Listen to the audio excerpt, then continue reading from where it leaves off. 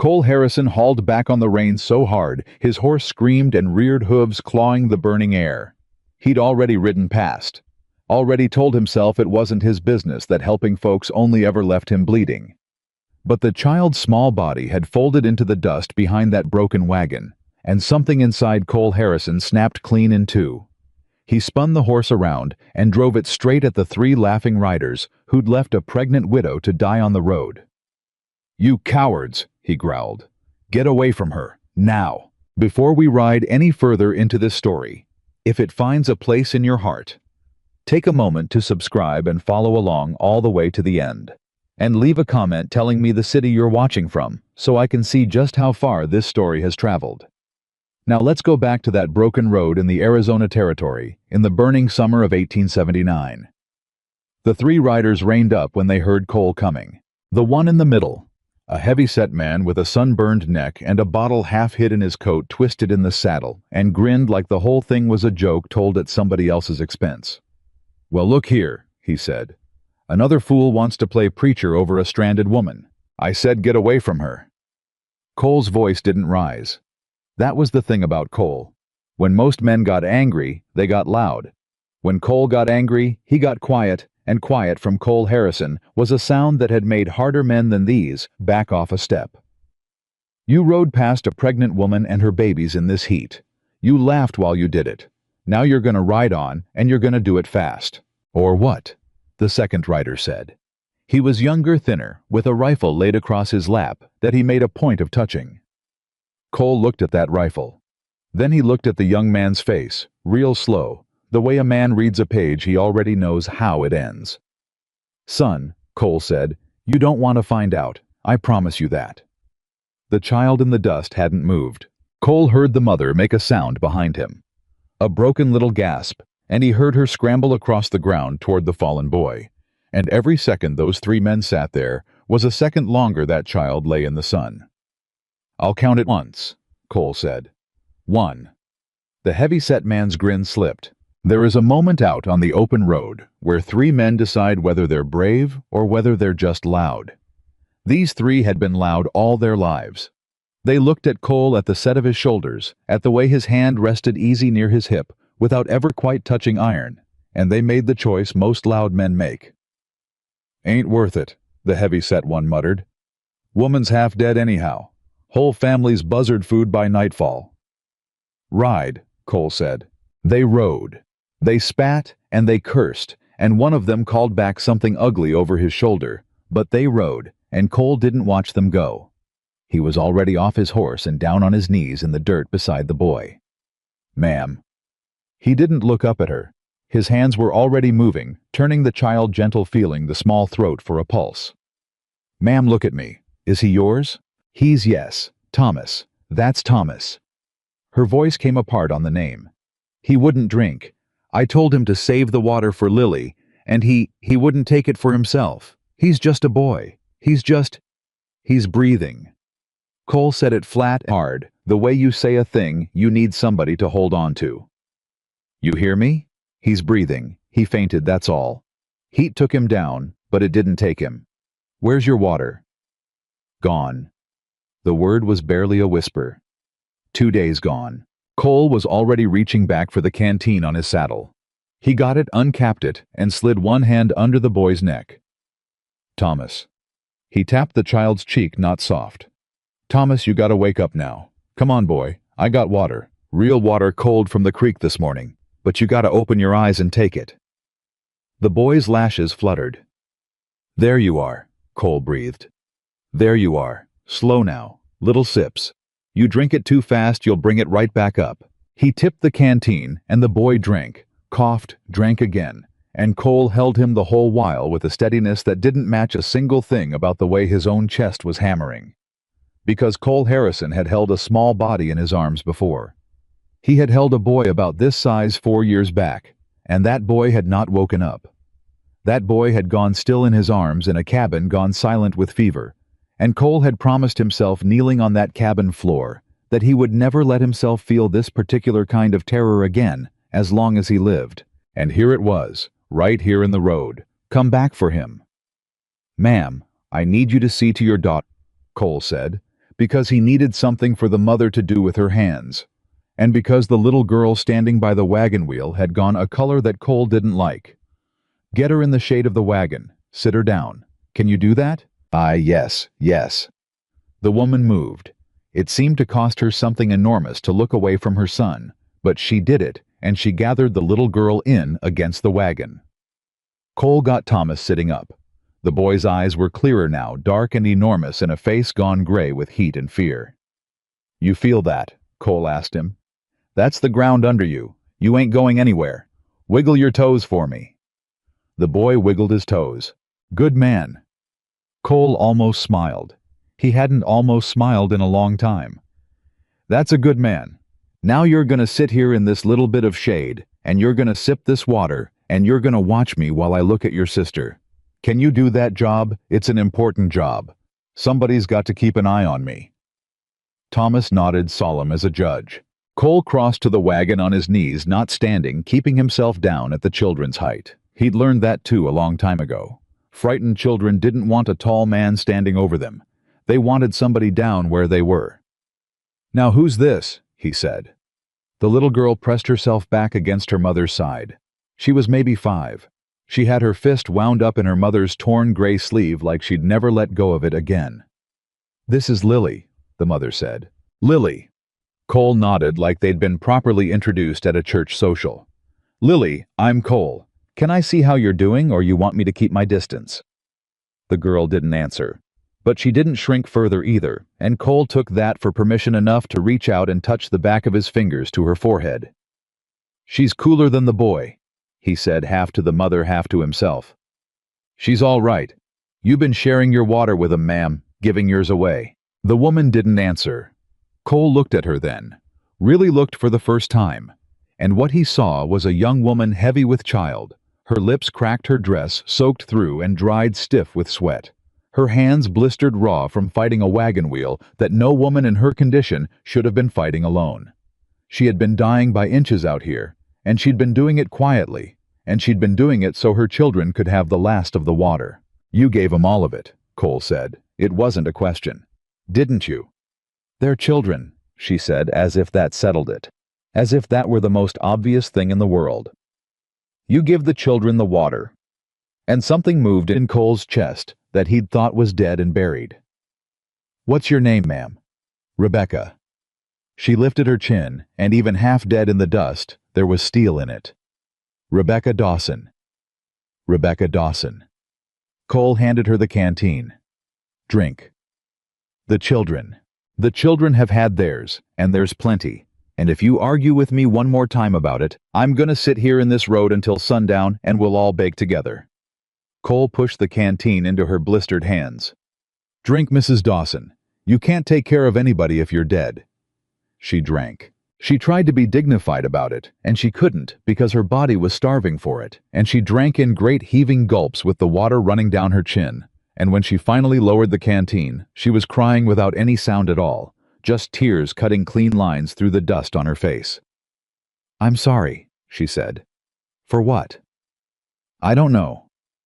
She laughed and it broke apart. "For all of it. For being here. For I don't even know how to thank a man for—" "Then don't." Cole took the canteen back and pressed it into her hands again. More. Slow this time. He let her drink while he turned his attention to the wagon, because he needed to look at something that wasn't a woman crying, because the sight of it was doing something to the walls he'd spent 4 years building. The wheel was ruined.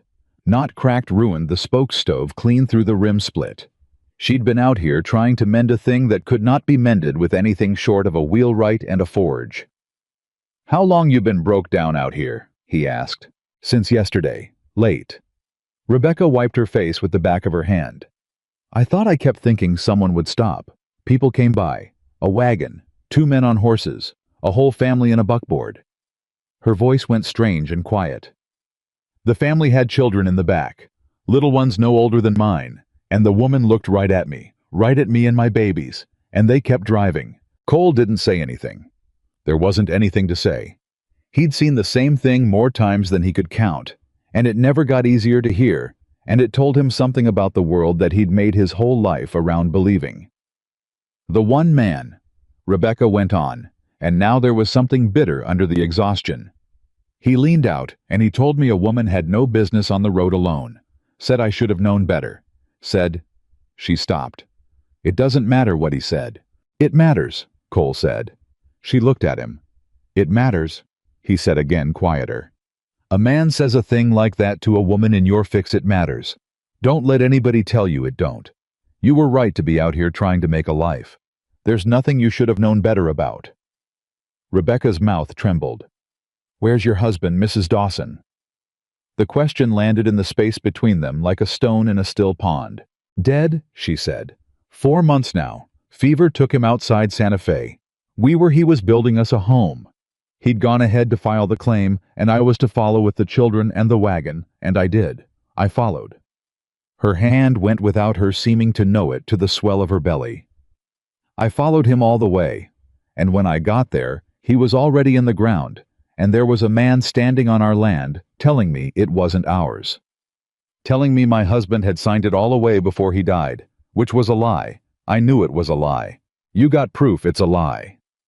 Rebecca's eyes came up to his sharp and sudden, and for just a moment Cole saw her weigh him. Saw her wonder how much to trust a stranger who'd appeared out of the heat. It was the look of a woman who'd learned hard that trusting the wrong man could cost her everything. I've got what I've got, she said carefully. And it's mine. And it's for my children. Cole nodded slow. He didn't push it. A woman who'd guard her water with her life would guard her children's future with more. All right, he said. That's your business, and I won't make it mine. He stood up. His knees cracked. He was 36 years old, and some days he felt like 60. And today, kneeling in that road, he'd felt like 100, and now standing, he felt something he hadn't felt in years and couldn't rightly name. He looked down the empty road one way. He looked down at the other. Nothing but heat shimmer and buzzards riding the high air. Wheels beyond fixing here, he said. You can't stay in this road and you can't walk out of here, not in your condition, not with the little one down like he is. I know. Rebecca's voice went thin. I know all of that. Believe me, mister. I have counted every one of those things 100 times since yesterday. I know there's no water. I know there's no shade come noon. I know... Her composure cracked straight down the middle. I know what happens to a family that gets left out here. I know it. I've been sitting in this dirt all night with my arms around my children knowing exactly what happens. So if you've come to tell me my situation, mister, you can save your breath. I have it memorized. The words came out of her hot and furious and terrified all at once. And when she was done, she was breathing hard, glaring up at him with her fists clenched in her lap, daring him to pity her. Cole looked at her for a long moment. My name's Cole Harrison, he said. I've got a ranch 2 hours ride northeast of here up Red Creek Valley. It ain't much. Half the fences are down and the well runs low in August. But there's a roof and there's water and there's a bed where a woman about to have a baby can lie down out of this sun. He paused. And there's a wagon in my barn that runs. Rebecca went very still. I'm not telling you your situation, Mrs. Dawson, Cole said. I'm telling you to get in my wagon. For a moment she just stared at him. Why? She said. Why what? Why would you do that? Her voice had gone hoarse and low, and full of a suspicion so deep it was almost its own kind of grief. Nobody does that. I have watched a dozen wagons roll past my dying children, and not one of them so much as slowed. And now a man I've never seen in my life rides up and offers me his home. So you tell me why. Because I have 2 babies and one on the way, and I have learned the hard way what men want when they offer a widow something for nothing. Cole didn't flinch. He'd have thought less of her if she hadn't asked. That's a fair question, he said. And you're right to ask it. So here's your answer, and it's the only one I've got. He crouched back down slow so he was level with her again, so she could see his face plain. I had a wife once, and a boy, about the age of yours. He nodded toward Thomas. Fever took him same as your husband, 4 years back. And I'll tell you the truth, Mrs. Dawson, because you've earned the truth, and I'm too tired to lie. When I first saw you, I rode right on by. I told myself it wasn't my business. I told myself helping folks only ever gets you hurt, and I believe that I've got the scars to prove it. Rebecca watched him. Not a muscle moved in her face. "And then I saw your boy go down in the dirt," Cole said. "And I saw it was the same size boy I buried. And I found out something about myself, ma'am, that I'd forgotten. I found out I can ride past a lot of things. But I can't ride past that. Not that. Turns out there's still one thing in this world I can't do, and by God, it's that." The silence stretched out between them long and full. "That's the whole of it," Cole said. "I'm not offering you charity, and I'm not offering you anything else you're scared I might be offering. I'm offering you a wheel that turns, and a roof that holds, and enough water for your children to stop dying in this road. You can take it, or you can send me on my way. But you've got about an hour before that sun climbs high enough to finish what it started, so I'd take your time deciding it, ma'am, and then I'd decide it quick." Rebecca Dawson looked at this stranger crouched in the dust before her. She looked at her son sitting up now, watching Cole, with the first light of hope Cole had seen in the boy's eyes. She looked at her daughter, whose small fist had at some point in the last few minutes unwound itself from her sleeve. She looked at the ruined wheel and the empty road and the buzzards. And then, because she was a mother, and a mother does the arithmetic of her children's survival faster than any banker ever counted coins, she made her choice. "If you touch me or my children," she said, "in any way I don't invite, I will kill you. I want that understood before I get in any wagon of yours." "Understood," Cole said. "I mean it. I have a knife, and I know how to use it, and I will not hesitate. I'd expect nothing less of a woman who gave her babies all her water." Cole rose. "Keep the knife close, ma'am. I hope you never need it. But keep it close." And that, more than anything he'd said, seemed to settle it for her. Cole worked fast after that. He didn't waste breath. He unhitched what was left of the wagon's team, 2 exhausted horses that had been standing in traces since yesterday, and he watered them from his own supply, cursing quietly at the men who'd let 2 animals stand like that in this heat. He rigged a lead so the team could follow behind. He went through the Dawson's wagon and pulled out what mattered and left what didn't, and he did it while narrating every move so that Rebecca, sitting in the shade with her children, would know he wasn't robbing her blind. "This trunk here," he called. "Heavy. This is yours, I take it. Family things. Yes. It comes. This crate of dishes. Leave them. You sure you might want? Leave them, Mr. Harrison. Dishes I can replace. My children I cannot. Take what keeps us alive, and take what can't be bought, and leave the rest for the road." Cole stopped what he was doing and looked over at her. "That's the smartest thing I've heard anybody say in about 4 years, he said. The barest ghost of something crossed her face. It wasn't a smile. She was too tired for a smile. But it was the thing that comes right before one, the loosening around the eyes, and Cole saw it, and he filed it away without knowing why. He got them loaded. Thomas he lifted into the wagon bed himself careful, and the boy weighed almost nothing, and Cole's hands remembered another boy who'd weighed almost nothing, and he had to stop for a second, just a second, with his hand on the wagon rail before he could go on. "You all right, mister?" Thomas asked. "Fine, son." Cole cleared his throat. "You just favor somebody I used to know is all." "Somebody nice." Cole looked at the boy. "The nicest," he said. "The very nicest boy there ever was." He turned away before the child could see his face. Lily wouldn't let him lift her. She let her mother do it. But she watched Cole the whole time with those big, careful eyes, and just before Cole climbed up onto the driver's seat, the little girl reached into the folds of her dress and pulled out a scrap of paper folded up small and held it out to him. Cole took it, unfolded it. It was a drawing. A child's drawing done in charcoal from a burned stick of a house with smoke coming out of the chimney, and 4 stick figures standing in front of it. One of the 4 figures was much taller than the others and had what might have been a hat. "That's your house?" Cole asked gently. Lily shook her head. "That's the house we're gonna have," Thomas said from the back. "Lily draws it every day. Mama says when Papa's papers get sorted out, we'll build it. That tall one's supposed to be Papa, but Papa's—" The boy's voice wobbled. "Papa's gone. So now it don't have anybody tall."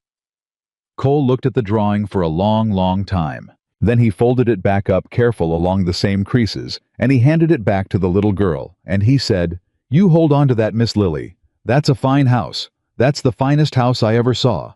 And a house like that, it's worth building. He set his jaw. It's worth building, and it's worth fighting for. You remember I said that. I didn't know why he said it. He'd meant to keep his distance. He'd meant to give them a wheel and a roof for a night, and send them on down the road and out of his life before they could get their hooks in him, because he knew. He knew from the marrow of his bones that letting people in was how a man got destroyed, and he'd been destroyed once and had barely lived through it. But he'd said it anyway. It's worth fighting for. And some part of Cole Harrison, some old buried part. He'd been sure the fever had killed, along with everything else, sat up and took notice of that. He clicked his tongue and the wagon lurched forward, and they left the broken wheel and the ruined wagon and the crate of dishes behind them in the road, and they turned northeast toward Red Creek Valley. Nobody talked much for the first hour. Thomas dozed against a bundle of blankets. Lily watched the country go by with the drawing clutched to her chest. Rebecca sat up front beside Cole with her back straight and her hand never far from wherever she kept that knife. And Cole didn't blame her, and he didn't try to fill the silence, because a man who fills the silence is a man who wants something, and Cole had learned to be a man who didn't. But after a while, Rebecca spoke. You said 4 years. Ma'am. Your wife, your boy. You said 4 years back. Cole kept his eyes on the country ahead. That's right. And in 4 years. Rebecca was choosing her words carefully. In 4 years you've been alone. All this time. I've been alone. By choice. Cole didn't answer right away. You could put it that way, he said finally. I'd have put it different. I'd have said there wasn't a choice in it. When you lose the two people who made you who you were, you don't sit down and decide to be alone. There's nobody left to be anything else for. So you're alone. It ain't a choice. It's just what's left over. Rebecca was quiet. I understand that, she said. More than you'd think. I reckon you do. Cole glanced at her. I reckon you understand it better than most anybody I ever met. They rode on. The horses' hooves beat a slow rhythm on the packed earth. Behind them, Thomas snored a small, ragged sound, and Rebecca turned to check him, and turned back, and let out a long breath.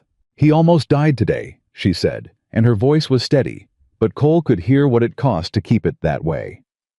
My son almost died in the road while I sat there, and couldn't do anything but hold him. Do you know what that's like, Mr. Harrison? To hold your child, and know there's nothing left in you to save him. To have given him everything, the water, the food, the shade, and it wasn't enough, and to just sit there, holding him, waiting.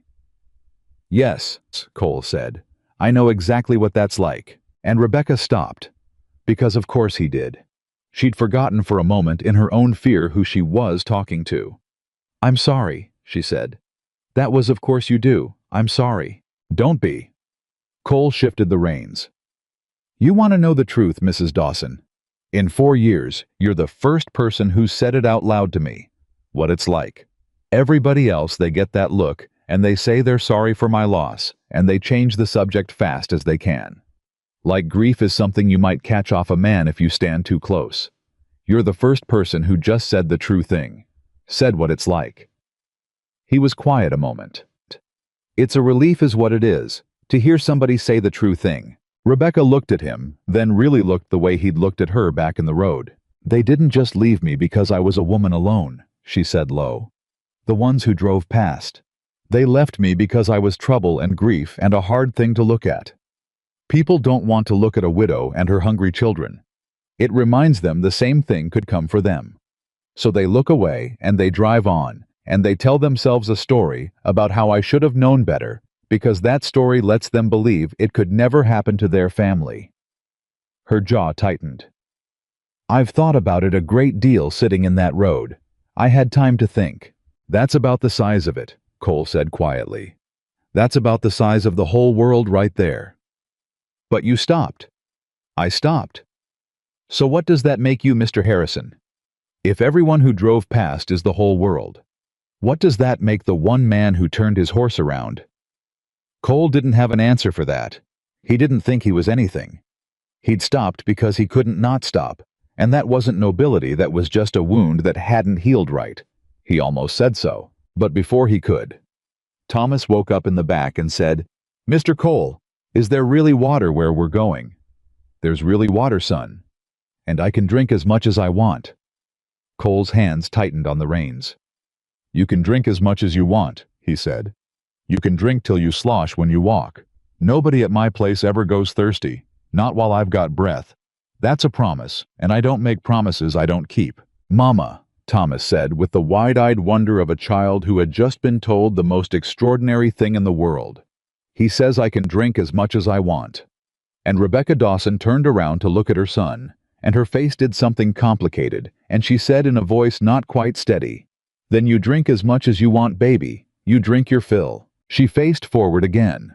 She didn't look at Cole, but after a moment, quiet, so quiet he almost missed it under the sound of the wheels, she said, "Thank you."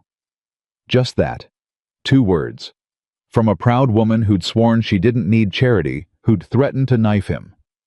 Not an hour before, who'd given her children all her water and sat down in the dust to die with dignity rather than beg. 2 words. "You're welcome, Mrs. Dawson," Cole said, and they rode on toward Red Creek Valley, toward the ranch with its fallen fences and its low well and its silent, empty rooms that had heard no laughter in 4 years, and Cole Harrison did not yet know, could not yet know that the woman beside him and the 2 children in the back, and the one not yet born, were about to become the very thing he'd spent 4 years swearing he would never let himself have again. He only knew that his boy, that Thomas, could drink as much water as he wanted, and that for the first time in a long time, that felt like a thing worth riding home for. The sun climbed. The valley opened up ahead of them, green in its low places, where the creek still ran, and Rebecca Dawson sat up a little straighter on the seat, and Lily leaned out to look, still clutching her drawing of the house with the tall figure and the smoke from the chimney. And Cole caught himself glancing at that drawing. At the tall figure with the hat, and he looked away fast and told himself it meant nothing, and knew somewhere down deep, where a man doesn't lie to himself, that it meant everything. Part 2. The ranch came into view just as the sun hit the top of the sky, and Cole watched Rebecca's face when she first saw it, because a man always knows the moment someone sees his life plain and decides what it's worth. She didn't say anything. She took it in the fallen fence on the north side, the barn door hanging at an angle, the dry garden beds that hadn't been turned in 2 seasons, the porch with the empty rocking chair that still sat where his wife had left it, and she didn't say a word. She just nodded once, the way a person nods at the truth, when the truth isn't what they hoped for, but it's still the truth, and Cole respected that more than he could say. "I told you it wasn't much," he said. "You told me there was water," Rebecca said. "You told me there was a roof. I see both." "Thomas," Cole called back, "there's a pump around the left side of the barn. You think you can walk to it?"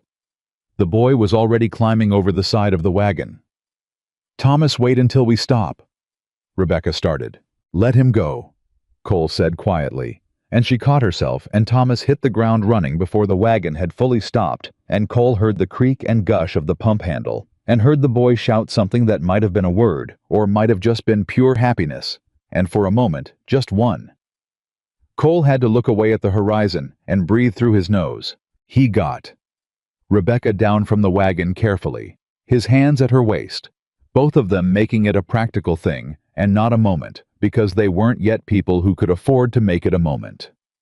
He got Lily down, and she went straight to her brother at the pump and shoved him sideways so she could drink, and Thomas shoved back, and they were both laughing, real laughing, the reckless kind that only comes out the other side of terror, and the sound of it in the yard of that silent ranch was something Cole had no defenses against. He turned to the horses. It was easier to look at horses. "Mr. Harrison?" Rebecca had come up behind him, quiet for a woman carrying that much. "What do you need me to do?" "Nothing," Cole said. "You need to rest. There's a room at the back south-facing, cooler than the front. Bed's made. Been made for 4 years, never slept in, so—" He stopped. "You take that room." "I'm not going to lie in your guest bed while you do all the work," Rebecca said. "You're 8 months pregnant and you just spent 2 days dying in a road." Cole didn't look at it. He pulled the near horse's bridle and started unbuckling. "That's not a debate. I'm stronger than I look." I know you are. That's not what I said. He moved to the second horse. Mrs. Dawson, I've been running this ranch alone for 4 years. I can unhitch 2 horses and haul in a trunk without an audience. Go lie down. A pause. He heard her breathe in through her nose. You are a very aggravating man, Mr. Harrison, she said. So I've been told, Cole said. South-facing room, back of the house. Door sticks a little, you got to lift the handle. He listened to her footsteps cross the yard. He listened to her stop and call her children in from the pump just a little longer. Mama, just a little. And heard the way she laughed barely at something Thomas said. And the way that laugh sounded surprised, like she'd forgotten she still had it in her. Cole stood there between 2 exhausted horses and felt the ranch change. That was the only word for it. The ranch changed. It was the same broken fences, the same dusty yard, the same porch with the same empty chair. Nothing was different. And yet, the whole place felt different, the way a room feels different when somebody lights a lamp after dark. Not just brighter, but different in its entire nature, because a room with light is not the same kind of thing as a room without. He told himself to stop thinking like that. He watered the horses and put them in the barn, and he did not think like that again. Or he tried not to. He was still trying when Thomas appeared in the barn doorway half an hour later and said, "Can I help?" Cole looked at the boy. Thomas was 6, maybe 7, with his mother's dark eyes and the wiry build of a child who'd been traveling hard, and he was looking at Cole with that same careful weighing look his mother had. Like trust was a thing you counted out a little at a time, not a thing you gave away whole. "You know anything about horses?" Cole asked. "Some," Thomas said. "Papa let me brush ours." Cole held out the brush without another word. Thomas came in and went to work on the nearest animal with the seriousness of someone doing an important job, and Cole worked beside him, and for a while neither of them talked, just the sounds of the horses and the brushes and the swallows in the rafters. "Mr. Cole," Thomas said. "Cole," Cole said. "Just Cole." "Cole." The boy tried it out. "Were you a cowboy? A real one? Trail scout first, then a rancher? Did you shoot people?" Cole glanced down at him. "What kind of question is that?" Thomas shrugged, not embarrassed. "The men on the road had guns. The one said things to Mama. I thought maybe you shot them." "I didn't shoot them." "But you could have." Cole thought about it. "Probably," he said. "But shooting a man's a serious thing, and those men weren't serious enough to kill. They were just scared little boys in men's clothes, and the best thing you can do with a scared little boy is make him run home." He moved the brush in long strokes. "You run a man off, he goes home and thinks about what happened. You shoot him, he don't think about anything anymore. I'd rather have a man alive and thinking. More useful that way." Thomas chewed on that. "Papa didn't have a gun," the boy said. "Your papa sounds like a peaceable man." He was. Thomas's voice went small and careful. "He was the best man. He could fix anything. He fixed our wagon 3 times. He said 4th time it broke that was God telling us to stay put." A pause. "He didn't get to find out where we were supposed to stay put." Cole's hand slowed on the brush. "No," he said. "He didn't. Do you think he knew before he died? Do you think he knew we were coming?" Cole looked at the wall of the barn. He thought about a man dying of fever in a strange town, filing papers on land he'd never see built, holding a dream he wouldn't live to touch. "I think," Cole said carefully, "that a man who loves his family the way it sounds like your papa did. Yeah. I think he knew. I think he knew you were coming, and I think it gave him something to hold on to. People can hold on a long time when there's somebody coming for them." Thomas was quiet for a moment. Then he asked, "Did your boy have a name?" Cole stopped brushing. "Henry," he said. "His name was Henry." "Henry's a good name." "He was a good boy." Thomas nodded grave as a deacon and kept brushing his horse, and Cole kept brushing his, and neither of them said anything more about it, and it was the best conversation Cole had had in 4 years. By the time they came inside, Rebecca was not lying down. Cole had expected this. She was standing at his stove looking into a pot with the expression of a woman who is being polite about the condition of someone else's kitchen, which was to say, she was being very polite. "I found salt pork," she said, "and cornmeal, and something that might be dried beans or might be very old raisins." "Beans," Cole said. "I think. There are eggs in your cellar." "Are there?" Cole hadn't checked in a week. "You have a hen that's been busy, whether or not you've been paying attention." Rebecca turned from the stove, and he saw she'd already started a fire, already had water heating. "I can make something out of this. It's not much, but—" "Mrs. Dawson, you don't have to." "I know I don't have to." She said it firm, but not unkind. "I want to. I've been helpless for 2 days and I have cooked every meal for my family for 8 years, and I am a great deal better at standing at a stove than I am at lying in a stranger's bed, feeling useless." She turned back to the pot. "So if you'll let me do this one small thing, Mr. Harrison, I would be grateful." Cole stood in the doorway of his own kitchen. "All right," he said. "Then I'll get you more water." "Good," Rebecca said. "The children need to eat before dark." He got her more water. He got it twice because the first bucket she put straight into the wash pot and started scrubbing Thomas, who complained loudly and pointlessly because his mother was not a woman whose mind could be changed about dirt. Lily sat on the kitchen bench and watched her brother's humiliation with great satisfaction. Cole watched all of it from the doorway, and he thought about 4 years of silence, and he did not know what to do with what he felt. The meal was extraordinary. Cole didn't say that.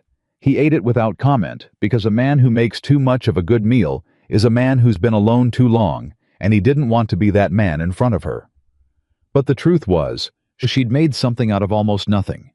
The beans and salt pork and fried eggs and a pan of cornbread she'd mixed up in the time it took him to bring the second bucket. And it was the first meal someone else had cooked in this house in 4 years, and it tasted like it. Thomas ate until Rebecca cut him off. Lily ate with focused intensity, and then fell asleep sitting up at the table, her head drooping over her empty plate. Cole caught her before she went all the way over. It happened so fast, the girl slumping, and Cole's hand shooting out, and Lily landed against his arm without waking, and Rebecca looked up and saw it, and neither of them said anything about it, but something passed between them across that table that was quieter and more significant than any of the things they'd said aloud. Cole got up and carried Lily to the south-facing room. He came back and found Rebecca washing dishes. "That's my water," Cole said. "I can do that." "You carried my daughter," Rebecca said. "Sit down." He sat down. Thomas had moved to the corner with a piece of string he'd found somewhere and was doing something complicated with his fingers, some knot or game, his eyes heavy with sleep but refusing to close. Cole watched him. "He won't sleep till she does," Rebecca said without turning around. "He's done that since his father died. Doesn't sleep unless he can hear her breathing." Cole leaned his elbows on the table. "How old is he?" 7 in September. "He's a good boy, Mrs. Dawson. He worked right alongside me in the barn tonight, like he'd done it all his life." Rebecca was quiet for a moment. "He needed that," she said. "He hasn't had much chance to just be a boy doing boy things since James died. It's been all packing and moving and watching his mother worry." She set a plate in the drying rack. "He's been carrying too much for 7. Kids do that. When the grown-ups are struggling, the kids pick up the weight they think nobody else is carrying. Most of the time, the grown-ups don't even see it." Cole paused. "Your boy sees everything. He asked me tonight if your husband knew you were coming, before he died." Rebecca went still at the sink. "What did you tell him?" she asked.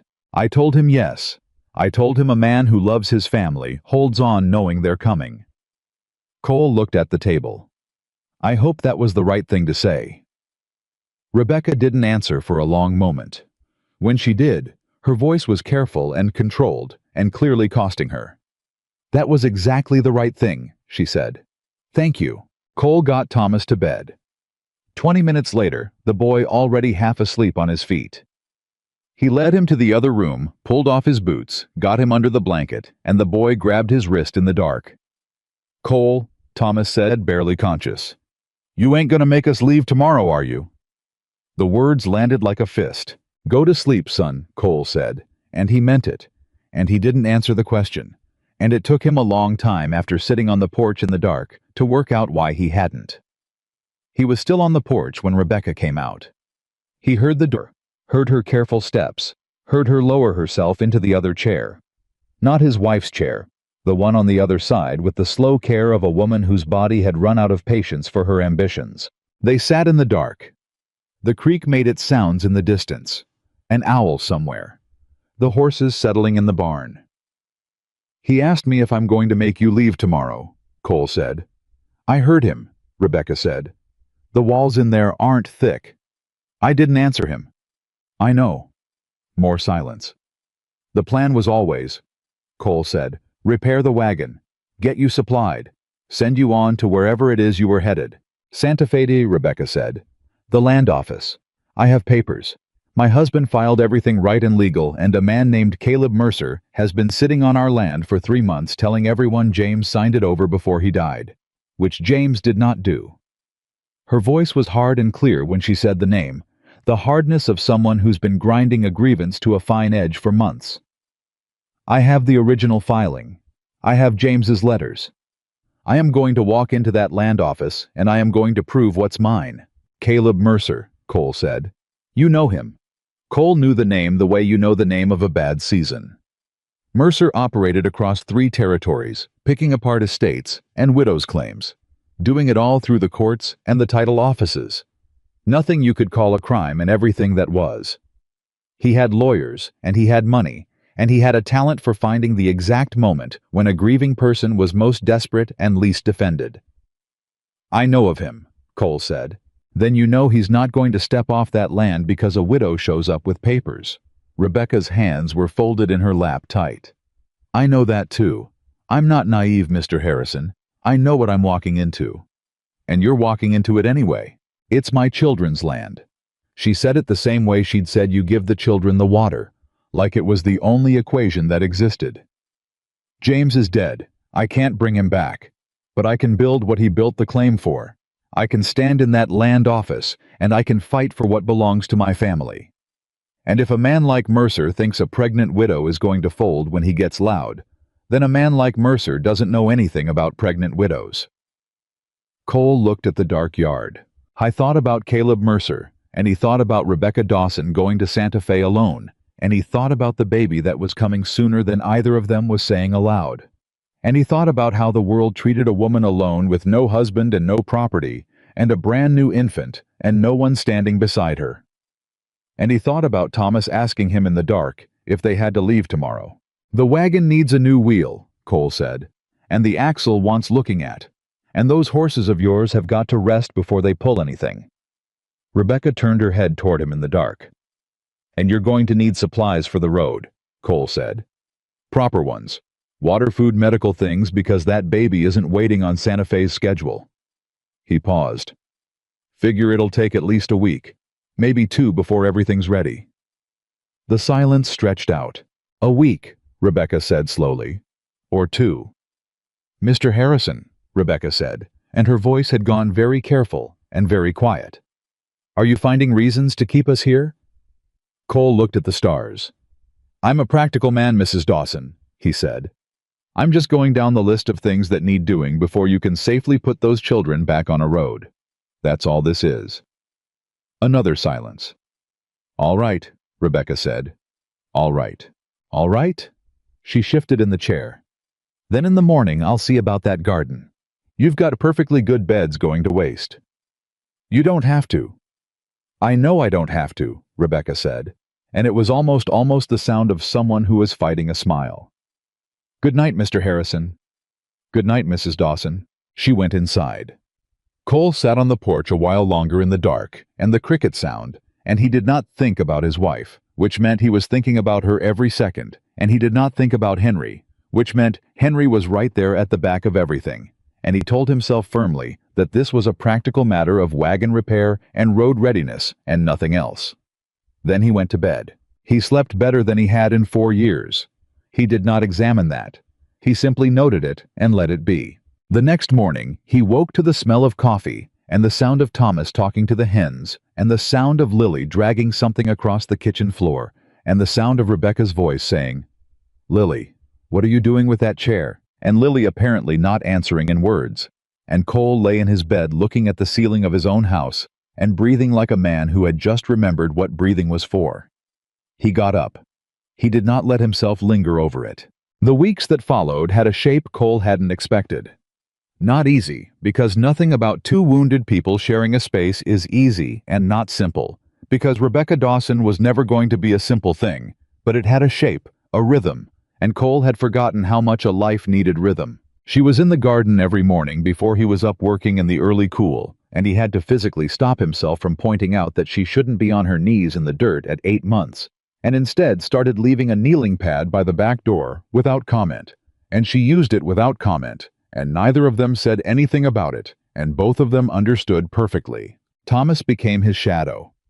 It happened so gradually that one day Cole turned around and simply registered the fact that wherever he went, Thomas went. And it had been this way for 2 weeks, and the boy had learned the feeding schedule and the water rotation, and how to read the west sky for weather coming in. And Cole had taught him all of it, without once deciding to teach him anything. Lily was a different matter. Lily watched. Lily observed everything from a careful distance, and drew what she saw. And one evening, Cole found 3 drawings tucked under the leg of his chair, and when he unfolded them, he found himself recognizable enough to be unmistakable, drawn in that same child's charcoal, once mending a fence, once at the pump, and once sitting on the porch in the dark. Just sitting there. Alone, but in her drawing, he was looking at something in the distance, and whatever it was, she'd given him a look that might have been peaceful. Cole wasn't sure he'd looked peaceful in 4 years. He didn't know how she'd drawn it onto his face. He put the drawings in his chest under his good shirt. And then, on the 12th day, Caleb Mercer rode into the yard. Cole was at the fence on the east side, Thomas beside him, handing up posts when he heard the horses on the road. There were 3 of them, which was never good. A man coming to talk came alone. A man coming to impress himself brought one. 3 meant something else. "Thomas," Cole said, quiet and level. "Go inside." The boy looked at the riders. "Thomas." Cole's voice didn't change. It never changed. "Now." Thomas went. Cole set down the post and turned around and waited, and the 3 riders came into the yard and pulled up, and the one in the middle was a man Cole recognized from description, more than sight, heavy-set and well-dressed and prosperous-looking, the kind of prosperous that comes from other people's losses.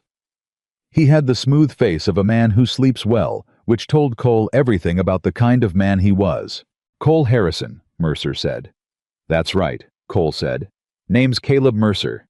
He said it like it should mean something, and it did, and Cole let none of that show. "I understand you've got a woman staying here, Rebecca Dawson."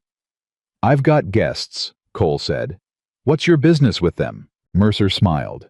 It was the smile of a man who'd practiced it on judges. "Just checking on a neighbor. Widow woman traveling alone. I heard she had some trouble on the road. Community concern, nothing more." "She's fine," Cole said. "And she's resting. Anything you want to say to her, you can say through me." Mercer's practiced smile didn't shift, but something behind his eyes did a small recalibration, the look of a man reassessing an obstacle. "That's neighborly of you, Cole. Real neighborly. You know her late husband, James Dawson. He and I had a business arrangement. There's some property out near Santa Fe that changed hands before he passed. The widow's got some idea she can contest it, and I just thought as a friend of the family, I'd let her know that contesting things in court gets expensive, and a woman in her condition."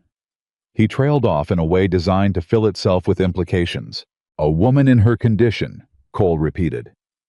"Well, it's a hard thing going up against a settled claim, especially alone, with children to think of." Mercer spread his hands. "I'm just trying to spare her the heartache."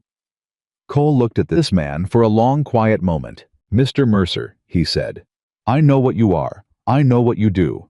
And I know that riding out to a widow's temporary address to have a friendly conversation about how expensive it's going to be to fight you is not a community concern. It's a threat dressed up in neighborly language, and the only reason you're dressed it up that way is because naked threats can come back on you in court." Cole took one step forward. "So let me answer you the same way you asked. Mrs. Dawson is not alone. Mrs. Dawson has friends in this valley, and she has documents that are real and lawful, and she has her late husband's full and accurate record of filing. And the next time you come onto this property, I'd like you to bring a lawyer along so everything we say to each other can be written down. Another step. Now get off my land. Mercer held Cole's gaze for 3 full seconds. The 2 men with him hadn't moved. Cole hadn't touched his iron. He didn't need to, and they both knew it, and that was the point. Like I said, Mercer said pleasantly. Just neighborly concern. He pulled his horse's head around. Give Mrs. Dawson my regards. He rode out. His men followed. His men. Cole stood in the yard until they were gone, until the dust had settled on the road and the sound of the hooves had faded, and then he turned and found Rebecca standing on the porch. She'd heard every word. Lily was behind her, pressed to the backs of her legs, and Thomas was in the doorway with his fists closed at his sides. Cole and Rebecca looked at each other across the yard. How long has he been watching the road? Cole asked. I don't know, Rebecca said. He had someone in Santa Fe watching the land office. I didn't realize he'd track us this far. She was holding herself very still, the stillness of a woman keeping fear from becoming visible, and Cole had seen that stillness before on the road, and he recognized it now for what it was: not calm, but courage. He's not coming back alone next time, Cole said. No, Rebecca agreed. He's not. Cole crossed the yard and came up to the porch steps and looked up at her. You got those papers somewhere safe. Sewed into the lining of my trunk, she said. James's idea. He said land was worth fighting for, and fighting men don't always play fair. Her chin came up. He was right. How was right? Cole held her gaze. Then we fight fair, and we fight smart, and we fight before he gets a chance to get organized. You're going to need a lawyer, a real one, and there's a man in Tucson who owes me from a long time back. Cole. Rebecca said his name for the first time without the mister, and neither of them marked it, except that they both knew it had changed. You don't have to do this. This isn't your fight. Cole looked at her for a moment. At the woman who had given her children all her water. At the woman who had threatened to knife him and then said thank you with everything she had. At the woman whose daughter had drawn him a version of himself that looked like a man at peace. It is now, he said. And behind him, Thomas let out a breath that sounded like relief, and beside her, Lily pressed her face against the back of Rebecca's hand, and somewhere in the barn, the horses moved and the ranch held all of it. All of this broken, stubborn, frightened, fierce collection of people in its dusty arms, and the empty chair on the porch sat empty still, but the porch itself was full. And in that fullness, Cole Harrison felt for the first time since the fever took everything from him. Not the absence of what was lost, but the presence of what was here. It was enough to scare him to death. It was enough to make him fight. Part 3. Cole rode out before sunrise. He didn't tell Rebecca where he was going. He left a note on the kitchen table that said, "Gone to Tucson, back in 3 days. Bolt the door at night," and he put his spare rifle on the hook by the back door, where she could reach it easy, and he rode out while the sky was still black and the ranch was still breathing the slow breath of sleep. He pushed hard. 2 days to Tucson if he didn't stop for anything that wasn't water. He didn't stop for anything that wasn't water. The man he was going to see was named Arthur Briggs, and Cole had pulled him out of a flooding creek outside of Flagstaff 6 years ago when Briggs's horse had thrown him and the water was coming up fast. Briggs had been a young lawyer then, just hung his shingle, and he'd told Cole that if he ever needed anything legal sorted out, anything at all, he just had to come find him. Cole had never gone. He'd had no reason to. He'd had no one whose business needed protecting. He had a reason now. He found Briggs in his office above the feed store on the main road, and Briggs stood up when Cole walked in and said, "Cole Harrison, I was starting to think you'd died." "Not yet," Cole said, and dropped Rebecca's documents on the desk. "Tell me what I've got." Briggs went through the papers slowly, the way a man reads something he knows is going to cost him sleep. Cole sat in the chair across the desk and watched Briggs's face, because a good lawyer's face tells you everything, if you know how to read it, and Cole did. He saw the moment Briggs found the original filing. He saw the moment Briggs found James Dawson's letters. 3 of them dated, and witness describing the land. The claim the boundary markers, written in the careful hand of a man who knew his family would need proof one day. He saw Briggs's jaw tighten when he got to Mercer's counterfiling. Mercer, Briggs said. You know him. Everyone in 3 territories knows him. Briggs set the papers down. He's good, Cole. What he does is legal barely every time. He waits for the estate to be unsettled. He finds a cooperative witness, usually somebody who owed the deceased money and is willing to say they saw a signature, and he files a superseding deed claim before the widow even knows the original's being contested. How does he keep getting away with it? Because widows can't afford to fight him, and he knows it. Briggs tapped the papers. But this is different. James Dawson's filing is clean. The letters are witnessed, and there's something here Mercer didn't know about. Briggs pulled out one letter, the last one James had written, and pointed to a line near the bottom. He lists the boundary markers by name. Specific names, local names, the kind only a man who'd walked the land would know. You can't fake that. A judge who knows what he's looking at will see it immediately. Is there a judge who knows what he's looking at? Briggs smiled thin and certain. In Tucson, yes. In Santa Fe, I'm not sure. But there's a federal circuit judge coming through Red Creek Valley in 6 weeks for the fall docket. If we can get this in front of him before Mercer pushes it to the Santa Fe court, we hold the ground. He looked at Cole steadily. But we have to move fast, and we have to move first. Mercer came to see her. Yesterday. Then he's rattled. He doesn't usually show himself this early. Briggs folded the papers together carefully. Can she travel the widow? Not for another month at least, maybe more. Then I come to her. Briggs was already standing, pulling his coat off the hook. I need to take her full statement, and I need to file a motion to hold the claim in dispute before Mercer gets his papers back to Santa Fe. If I ride tomorrow, I can be at your place by the day after. Cole looked at him. You don't have to come yourself, Cole said. You could send a clerk. She's a widow with 3 months of Caleb Mercer grinding her down, and a baby coming, and her dead husband's dream on the line. Briggs pulled on his coat. I'm coming myself. He met Cole's eyes. Besides, you pulled me out of that creek. I've been waiting 6 years to be useful to you. Cole rode back hard. I made it in a day and a half, pushing through the second night on sheer stubbornness, and he came up the road to the ranch in the gray hour before dawn, and pulled up his horse and sat for just a moment looking at the house. There was a lamp in the kitchen window, which meant someone was up, which meant either something was wrong or Rebecca Dawson had not slept, and Cole didn't know which of those things to be more concerned about. He got his horse to the barn fast and came in through the back, and Rebecca was at the table with a cup of something and a blanket around her shoulders, and every document she owned spread in front of her like she'd been going through them all night, checking and rechecking the same pile of papers the way a frightened person counts and recounts the same coins. She looked up when he came in. She did not look surprised. She looked like a woman who had been listening for horses. You made good time, she said. You didn't sleep. I slept some. She didn't say when or how much. Briggs, Arthur Briggs, does he think we have a case? Cole pulled out the chair across from her and sat down.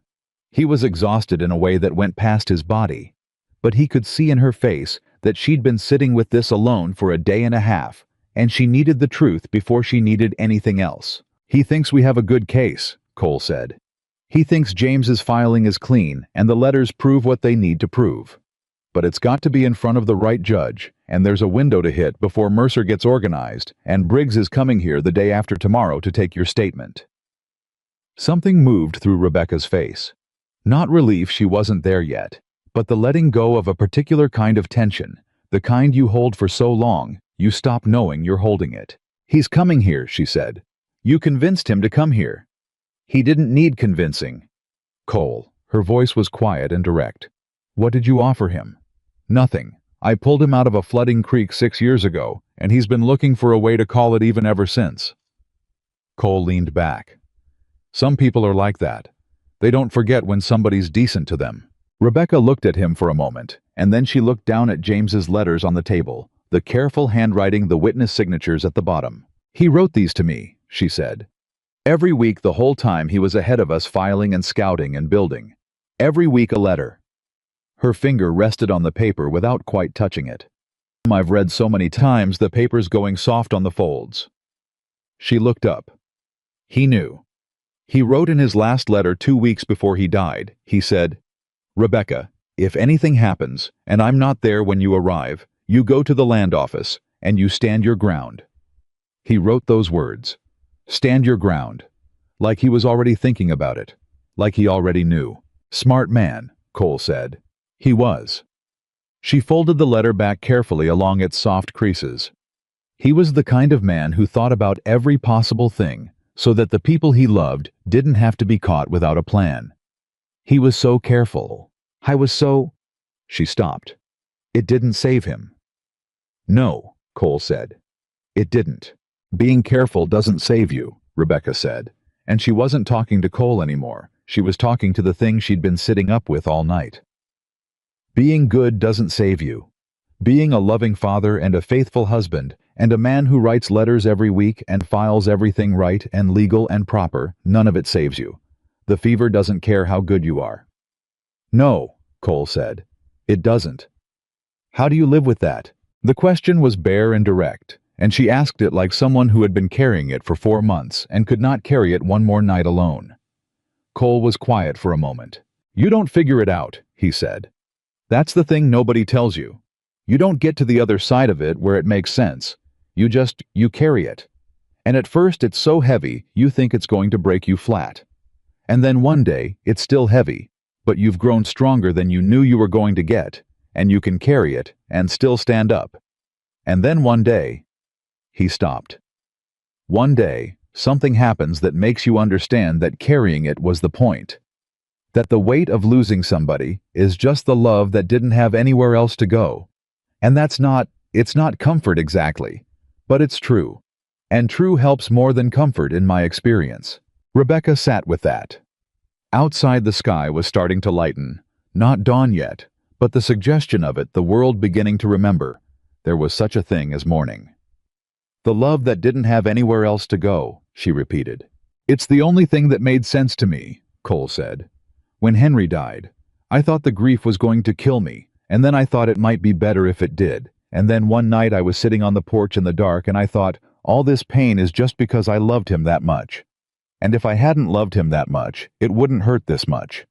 And I'd rather have the love and the hurt than neither. He looked at his hands on the table. That's about as far as I got. Rebecca reached across the table and put her hand over his. Just for a second.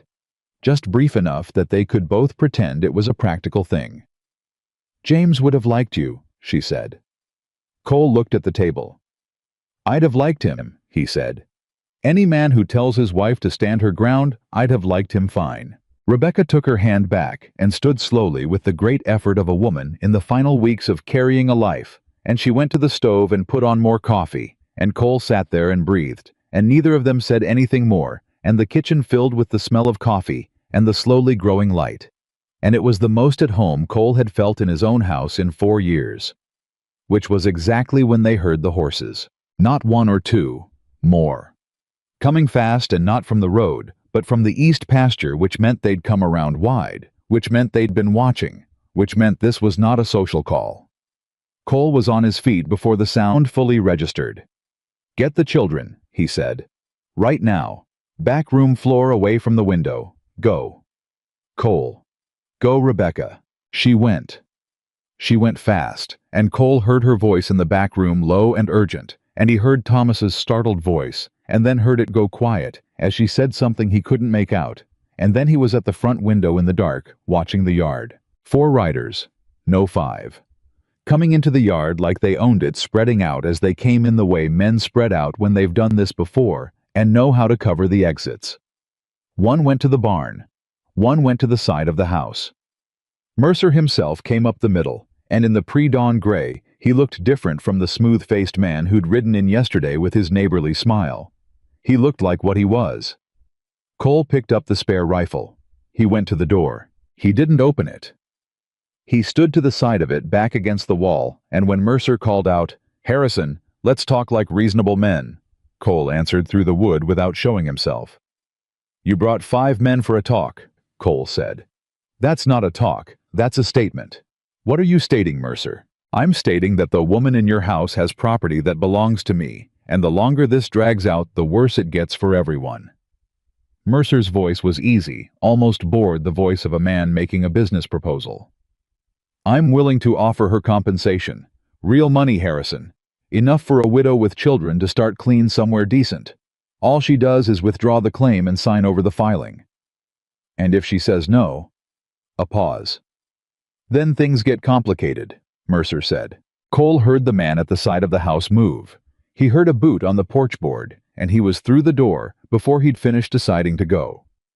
The rifle coming up, and the man on the porch stepped back hard against the rail and nearly went over it. "Get off my porch," Cole said. He didn't shout. He was never louder when he was serious. "Every man of yours that's touching my property takes one step back right now, or we find out real fast how the morning goes." Mercer raised his hand, and his men pulled back, and the one on the porch stepped down, and there was a moment, a long, suspended moment in the pale gray light where all of it could have gone any direction. "Harrison." Mercer dropped the easy tone. "You don't want this. This isn't your fight. She is not your family. Walk away from this, and I'll leave you your land and your name, and there's no reason this has to touch you at all." "She's under my roof," Cole said. "Under my roof is where my protection starts, and it doesn't stop until they're clear of your reach. That's what it means to have somebody under your roof. I'd think a man of business would understand contracts." "You're making a mistake." "Might be," Cole said. "Wouldn't be the first one. But a man who brings 5 riders to threaten a pregnant widow in the dark is not in a position to lecture me on mistakes." Cole stepped down off the porch, and now he and Mercer were level in the yard, and Cole was aware of every man around him, and where they were, and he was aware that 5-1 were not good odds, and that he needed to change those odds right now, or this was going to become something he couldn't walk back from. "My neighbors know you're here," Cole said. It was a gamble. It was the truth because 3 days ago he'd ridden to the Halverson spread and the McCready place, and told them about Mercer, told them what might be coming, and both men had said what Western men say when one of their own is threatened, which was short and definite. "And they know what you came for. And if I don't ride over to McCready's by noon today, he's coming to find out why." Something shifted in Mercer's face. "You're bluffing," he said. The sound of a rifle cocking came from the direction of the road, and then a second, and Mercer turned, and on the road at the edge of the yard stood Ed Halverson and his 2 grown sons, and 30 yards further back, Pete McCready on horseback with his ranch hand beside him. Cole had not told them to come this morning. He had told them what might happen, and they had come on their own in the dark before dawn, because that is what neighbors do in a place where a man's word is the only law that reliably shows up. Mercer looked at the road. He looked at Cole. He did the arithmetic. "This isn't finished," Mercer said. "I know it isn't," Cole said. "Bring a lawyer next time. I'll have one ready." Mercer wheeled his horse. His men followed. Cole stood in the yard until they were gone, and then he let out one long, slow breath, and Ed Halverson came forward and clapped him on the shoulder without a word, because out here the words were rarely the important part, and Cole gripped his arm back, and that was the whole of what needed saying. He went back inside. Rebecca was in the kitchen doorway. She had the knife in her hand, the one she'd told him about on the road, and she hadn't been in the back room on the floor. She'd been right there 10 feet from the door, and if anyone had come through it, they would have found out exactly how serious she was about that knife. Cole looked at the knife. He looked at her. "I told you to stay in the back," he said. "I don't take orders well," Rebecca said. Her voice was steady, and her hand was steady, and she was shaking all over, but she was steady. "And my children are in this house. Your children need you alive. My children need to see their mother stand her ground." She lowered the knife slowly. "James told them to remember that. He told Thomas the last night he said your mother is the strongest woman I ever knew. You remember that when things get hard. He said it to a 7-year-old boy so it would stick." Her jaw was tight. "I will not hide in the back room while someone threatens what my husband died building. I will not." Cole stood in his kitchen looking at this woman, and he thought about all the things he'd told himself over the past 2 weeks, about practical matters and wagon wheels and things that weren't his business, and he understood standing there that those were the things a man tells himself when the true thing is too big to say straight. "The lawyer's coming day after tomorrow," Cole said. "You tell him everything. Every letter, every witness, every marker, James named in those papers. You tell him all of it, and you hold nothing back." "I know." And between now and then you don't answer the door. Cole, I'm not giving orders, he said. I'm asking. There's a difference. He held her gaze. Please. Rebecca looked at him for a moment. All right, she said. I'll let you answer the door. She put the knife away, and Cole noticed that her hands were not quite steady when she did it, and he reached out without thinking and put his hand over hers for just a second, the same brief way she'd done it to him across the kitchen table an hour ago. And she stilled, and neither of them moved. And then the moment passed, and they both stepped back from it and were practical people again. Almost. The next 2 days were their own kind of battle, quieter and more grinding than the one in the yard. Mercer didn't come back. But word came in from town from the storekeeper's wife, who told Ed Halverson's wife, who told Cole, when he went in for supplies, that Mercer was asking questions. About Rebecca. About her children. About whether there was a father for the baby coming. About Cole, and what his arrangement with the widow was. Cole came home and didn't say what he'd heard, and Rebecca saw it on his face immediately. Tell me, she said. It's nothing. Cole Harrison do not protect me from information I need. She was at the table sorting beans, and she didn't look up. Tell me, he told her. Rebecca sorted beans in silence for a moment. Then she said, he's trying to make the story about my character. If he can make the judge or the jury or the town think I'm a woman of loose morals, traveling alone with a man who isn't her husband, then whatever I say about the papers starts to look suspicious. That's about the size of it. It's a smart move, she said. Not angry, just clear-eyed about it the way she was clear-eyed about most things. He's not fighting the documents yet because he knows they're solid. So he's fighting me. Fighting how I look. She set down a handful of beans. What do you think we should do? Cole hadn't expected her to ask. He'd been so braced for her independence for the thing she did, where she saw the problem and charged it directly, that the asking caught him off guard. I think, Cole said, and chose his words carefully, that the simplest way to shut that story down is to make it untrue. Silence. Rebecca went very still. What I mean, Cole said, because he hadn't thought this all the way through before he said it, and now he was in it, is that a widow staying at a rancher's house is one kind of story. A widow who is a man's, who is officially under a man's protection, legal and documented with the man's name attached. He stopped. Cole. Rebecca's voice was careful as glass. I'm not saying it for me, Cole said, and that was the most complicated lie and truth he'd ever said at the same time. I'm saying it because it shuts Mercer's second angle down completely. On paper, legally. It changes what he can do and what a judge will hear. You are talking about marriage, Rebecca said. Cole did not answer. You are talking about marrying me so that Caleb Mercer can't use my reputation against my case in court, she said. Still careful, measuring every word. I'm talking about a legal arrangement that protects you and the children and the case, Cole said. That's all I'm saying. Rebecca looked at him across the kitchen. She looked at him for a long time, and Cole made himself hold still under it, because this was a woman who saw everything, and if he moved wrong right now, it would mean something he couldn't take back. You have lived alone for 4 years, she said. Because you couldn't bear to need someone again. Because losing someone cost you everything. And now you are sitting in your kitchen telling me you want to take on legal and permanent responsibility for a woman you've known 2 weeks, and her 2 children, and a baby that isn't yours. She paused. That doesn't sound like a practical arrangement to me, Cole. That sounds like something else. Cole looked at the table. It's protective custody, he said. That's all. Cole. Mrs. Dawson. Rebecca, she said. If you're asking me to marry you, call me Rebecca. Something shifted, massive and quiet, like a door opening in a house that's been shut up too long. Cole looked up at her. I'm asking you to be safe, he said. I'm asking you to let me make sure Mercer can't come at you from that side. And I'm asking... He stopped. Started again. I'm asking because Thomas and Lily are asleep in the room down the hall, and the baby's coming in a month, and this house has been empty for 4 years, and I have learned something in the last 2 weeks that I didn't know I'd forgotten. What's that? She said, very quiet. That empty and alone aren't the same thing, he said. I thought they were. I was wrong. The kitchen was very still. Rebecca looked at him for one more long moment, and Cole could see her doing the thing she always did, the arithmetic of survival and cost, and what a choice meant for the people who depended on her. He could see her weighing him, this battered, difficult, tender-handed man who'd turned his horse around in the road for a stranger and hadn't quite managed to stop since. "Arthur Briggs gets here tomorrow," she said. "Yes.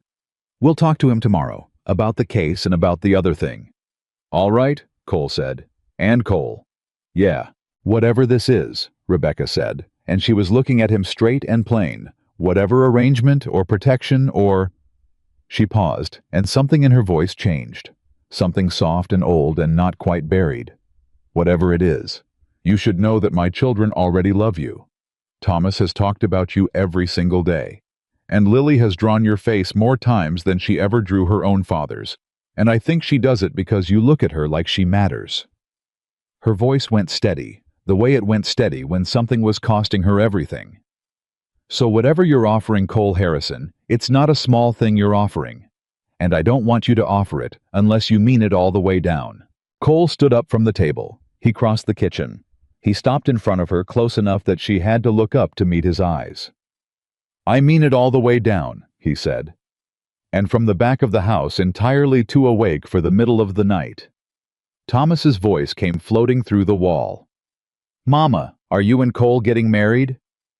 Cole and Rebecca looked at each other, and Rebecca Dawson, for the first time in 4 months, laughed. A real laugh, full-bodied and unguarded, the laugh of a woman who had been strong for so long that joy surprised her when it finally came back. And Cole Harrison stood in his kitchen and heard that laugh fill up every empty corner of the house he'd been rattling around in alone, and he thought this. This is what it sounds like when a house becomes a home again. He thought, I am in a great deal of trouble. He thought good.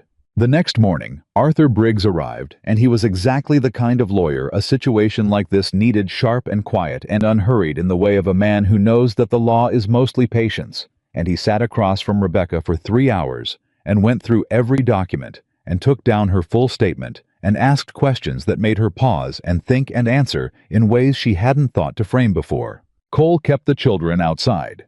He taught Thomas how to check a fence post for rot. He let Lily carry the nails, which was a serious responsibility, and she treated it as such. When he finally came back in, Briggs was standing at the table with his notes ordered and his face holding a careful professionalism that Cole could see was covering something like satisfaction. "Mrs. Dawson," Briggs said, "your husband was a thorough man." "He was," Rebecca said. "The boundary descriptions in his letters constitute corroborating evidence that a good judge is going to find very difficult to ignore. Mercer's superseding claim relies on a witness statement that I suspect when examined will not hold up to a deposition." Briggs looked at Cole. "I'm going to file the dispute motion this week.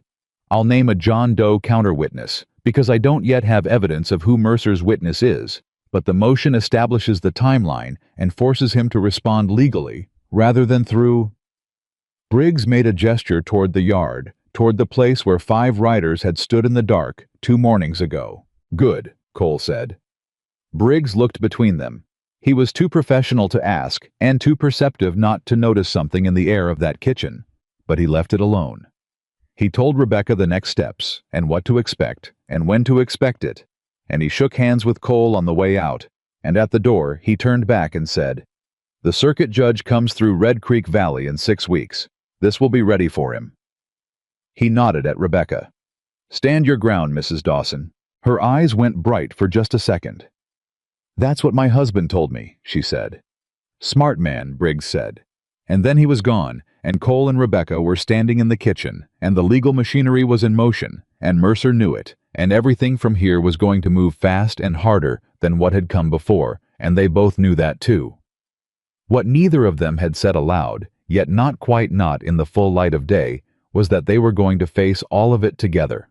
Thomas came through the door with dirt on both hands and a broken fence post nail he'd apparently decided was a trophy, and he looked at his mother, and then he looked at Cole, and he said with the unnerving directness of a 7-year-old who has been listening through walls, "So are you?" Cole looked at Rebecca. Rebecca looked at Cole. "We're working on it," Cole said. Thomas nodded, like this was the most satisfactory answer he'd ever received, and went to wash his hands, and Lily appeared in the doorway behind him, holding the nail pouch still closed, and counted out every nail to Cole, one by one, to prove that none had been lost, and Cole accepted each one with full seriousness.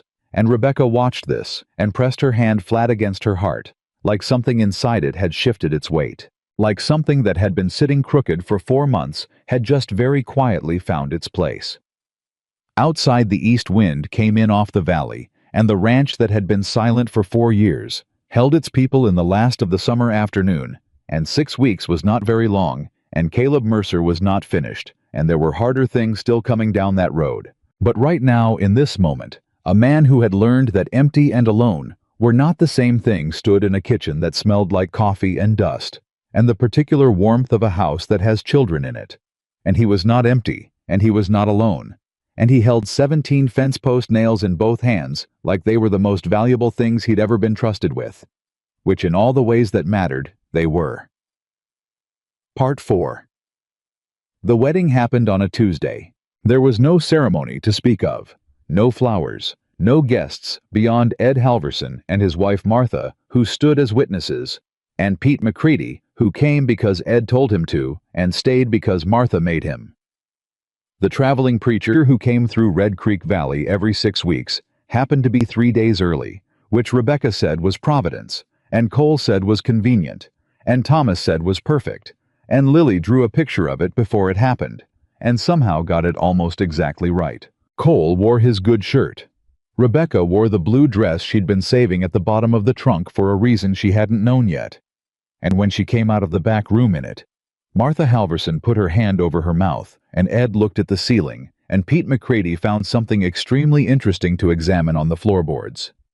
Cole looked at her straight. "You look fine, Mrs. Dawson," he said. "Harrison," she corrected, and there was something in her voice that was not quite joking, not joking. "Not yet," he said. "In about 10 minutes," she said.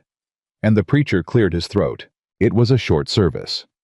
The words were the old words, the ones that had been said 10,000 times in 1,000 different places. And Cole had said them once before, in a church with a proper roof and a congregation, and he'd meant them then, and standing in his own kitchen in his good shirt, with 2 children watching from the doorway, he was surprised to find that he meant them now in a way that was completely different and exactly the same. Different because he knew now what the words cost. Same because he'd chosen to say them anyway. Rebecca said her part clearly, and without looking away from him, and when it was done, and the preacher said what preachers say at the end. Cole did not wait to be told. He leaned down and kissed her once brief and careful on the corner of her mouth, and she put one hand flat against his chest for just a moment, and that was all, and it was enough, and Thomas made a sound of approval behind them, and Lily erupted into applause that was completely unsolicited and entirely correct.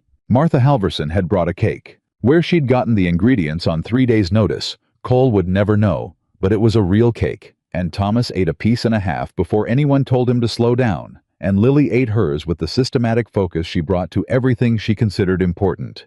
And Pete McCready told an extremely long story about his own wedding that nobody asked for and everyone listened to, and for 2 hours, the kitchen that had been silent for 4 years was full of noise and cake, and Martha Halverson laughing, and Ed telling Cole quietly at the window that he'd done right, that the whole valley thought he'd done right, and Cole standing there with a cup of coffee, feeling the word husband settle back onto him like a coat he'd thought was lost.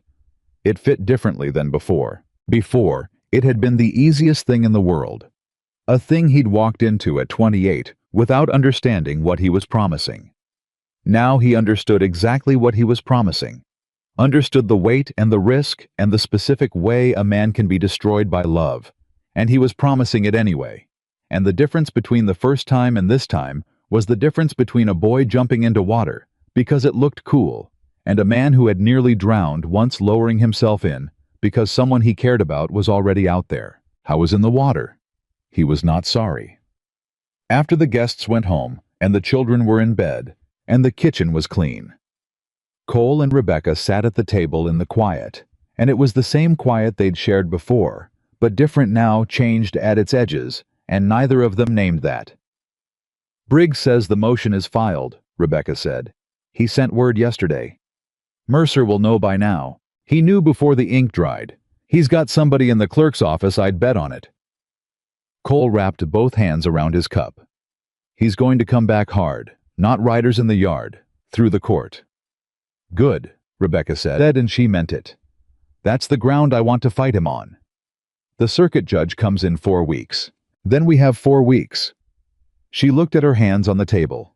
Her left hand, where the plain ring Cole had bought from the jeweler in town, now sat simple and unadorned and exactly right. Cole, whatever happens at that hearing. Don't, he said. I need to say it. Then say it fast. She looked at him. Whatever happens with the land, whatever the judge decides, I need you to know that you have already given my children more than the land could. You gave Thomas someone to follow around and ask questions of, and you gave Lily someone who looks at her drawings like they matter, and you gave me... She stopped. You gave me back the ability to believe that a road can turn somewhere good. I had stopped believing that. I had been on that broken road for 4 months, and I had stopped believing the road turned anywhere except worse. Her voice was steady, and Cole could hear what it cost. So whatever comes next, you've already done the thing that mattered. Cole was quiet for a moment. The land matters too, he said. Don't let it not matter. James built that claim for your children. Let it matter. It matters, she said. I just wanted you to know the order of things. Cole reached across the table and put his hand over hers, over the plain ring, and left it there. And Rebecca turned her hand over under his and held it. And they sat like that in the kitchen of the ranch that was not silent anymore, and the night moved around them, and 4 weeks was not very long. The first week after the wedding was the hardest week Cole had spent since the fever. Not because of Mercer. Not yet. But because of the ordinary impossible difficulty of 2 people who had both been alone deciding how to share a space. They were considerate with each other in the careful way of people who are afraid that being inconsiderate will break something that matters, and that carefulness was its own kind of strain, and they both knew it. And one morning, Rebecca said from behind the curtain, she'd hung as a room divider while she dressed, Cole, if you apologize for waking me up with the coffee grinder one more time, I'm going to lose my mind. Cole looked at the coffee grinder. I came in at 5 this morning, he said. You were sleeping. I sleep like a cat, she said. I've slept like a cat since I was 12. You can grind the coffee at 5. You didn't say. You didn't ask. And you've been tiptoeing around this house for a week like you're afraid of me, and I need you to stop. The curtain moved. I am not breakable. I am very pregnant, and occasionally furious at Caleb Mercer, but I am not breakable. I'm aware of that, Cole said. Then act like it. She came around the curtain, dressed hair done already in the day. Make the coffee. Normal time. Normal noise. Cole ground the coffee. And something between them eased the last of the politeness, the last of the careful distance, and what was left when it went was just 2 people in a kitchen in the morning, which was the realest thing in the world. It was in the 2nd week that Thomas had the nightmare. Cole heard it first. He was a light sleeper by necessity. 4 years of living alone made a man alert to the sounds of a house in trouble, and the sound that came from the children's room at 2 in the morning was the sound of a child fighting his way out of something terrible. Cole was at the door before he was fully awake. Thomas was sitting up in bed with both fists in the blanket, making small short sounds that were not quite crying, and Lily was awake beside him with her hand on his arm, looking at her brother with the concentrated worry of someone who had seen this before and knew there was nothing to do but be there. Cole sat on the edge of the bed. Hey, he said. Quiet. Hey, Thomas, you're here. You're in the house. The boy's eyes found him in the dark and grabbed on. I dreamed we were on the road, Thomas said, breathless. The broken road. And Mama was there and Lily was there, but you weren't. You weren't anywhere and nobody stopped and Lily fell down like I did, and there was nobody. I'm here, Cole said. Look at me. I'm right here. But you weren't in the dream. Dreams aren't right about everything. Cole put his hand on the boy's shoulder. I was probably in the barn in the dream. You know I'm always in the barn. Thomas almost laughed, came close. You were just gone, he said, smaller now, the terror subsiding into the ache under it. You were just gone, and it was the road again. Cole looked at this boy, this 7-year-old who had given his water to his sister and fallen in the dust of a road and woken up to a man who'd promised nobody at his place went thirsty, and he thought about all the ways a child can be marked by fear and how long the marking lasts. "Thomas," he said, "look at me." The boy looked. "I'm not leaving," Cole said. "You understand me. Not tomorrow, not next month, not when the court thing is done, and not when the baby comes, and not for any reason you can think of. This is where I am. This is where I stay." He held the boy's gaze level and certain. "You got that?" Thomas nodded. His breathing slowed. "Say it back to me," Cole said. "You're staying," Thomas said. "That's right. You're not going to be gone like Papa." The words were a knife in a specific place. "No," Cole said, and his voice held. He made it hold. "I'm not going to be gone like your Papa. Your Papa didn't want to leave. He didn't choose it. And I'm not leaving by choice, and I'm going to do everything in my power not to leave any other way either." Thomas lay back down. Cole sat there until the boy's breathing evened out, until Lily's hand on her brother's arm relaxed, until both children were back in the place sleep lives. Then he sat a while longer because he needed to, because the boy's words were still in him, like a stone in water, and he had to sit with it. When he came out of the room, Rebecca was in the hallway. She'd heard. Of course she'd heard. Cole looked at her in the dark of the hall, and she looked at him, and neither of them said anything for a moment, and then she said, "Thank you," and her voice did not come apart, but it went thin at the edges. "He does that often?" Cole asked. "Less than he used to. He used to have them every night the first month." She wrapped her arms around herself. "He doesn't like the dark the way he used to. I'll leave the kitchen lamp on low," Cole said. "At night, he can see the light under the door." Rebecca pressed her lips together and nodded, and didn't say anything else because she couldn't, and Cole understood that and didn't push it, and they went back to their separate sides of the curtain, and neither of them slept well. But in the morning, Cole left the kitchen lamp on a low hook and went out to the barn, and when Thomas came out to help him, he had a look about him that was different from the night before. Lighter, the look of a child who had been promised something by a person he believed. It was in the 3rd week that Mercer made his real move. Cole found out about it from Briggs, who rode out on a Wednesday with his coat dusty and his face tight, and asked to speak with Rebecca before he'd even tied his horse. They sat at the table, all 3 of them, and Briggs laid it out flat. Mercer had found his witness.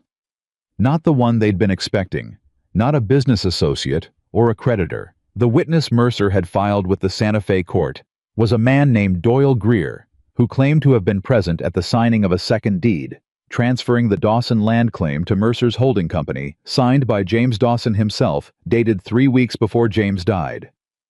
Rebecca went very still. "Doyle Greer," she said.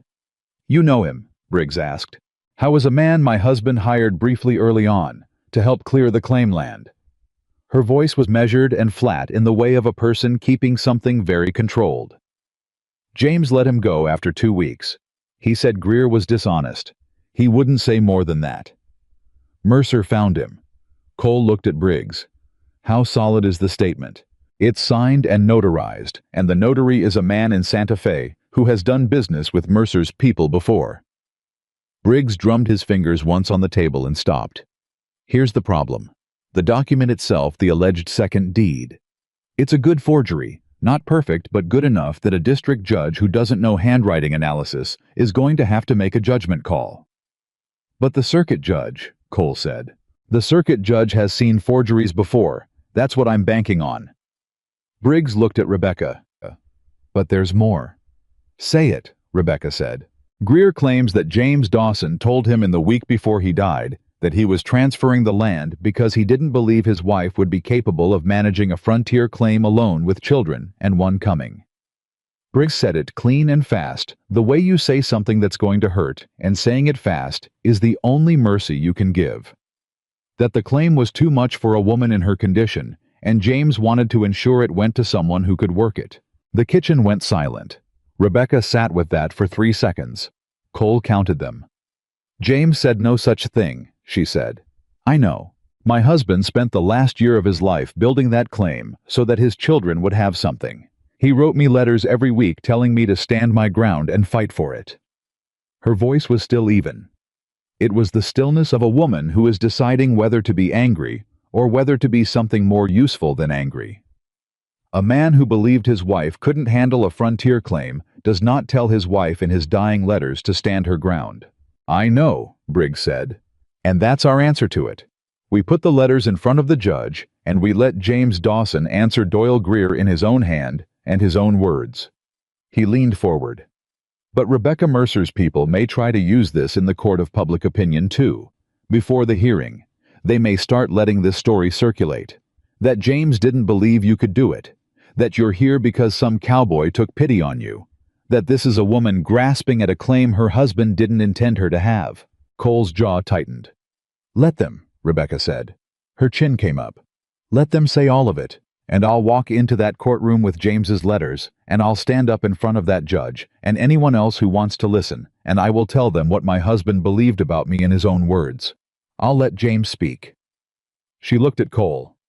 "And I won't be walking in alone." Cole held her gaze. "No," he said. "You won't." Briggs looked between them and said nothing, and Cole was grateful for the man's sense because there was nothing to add.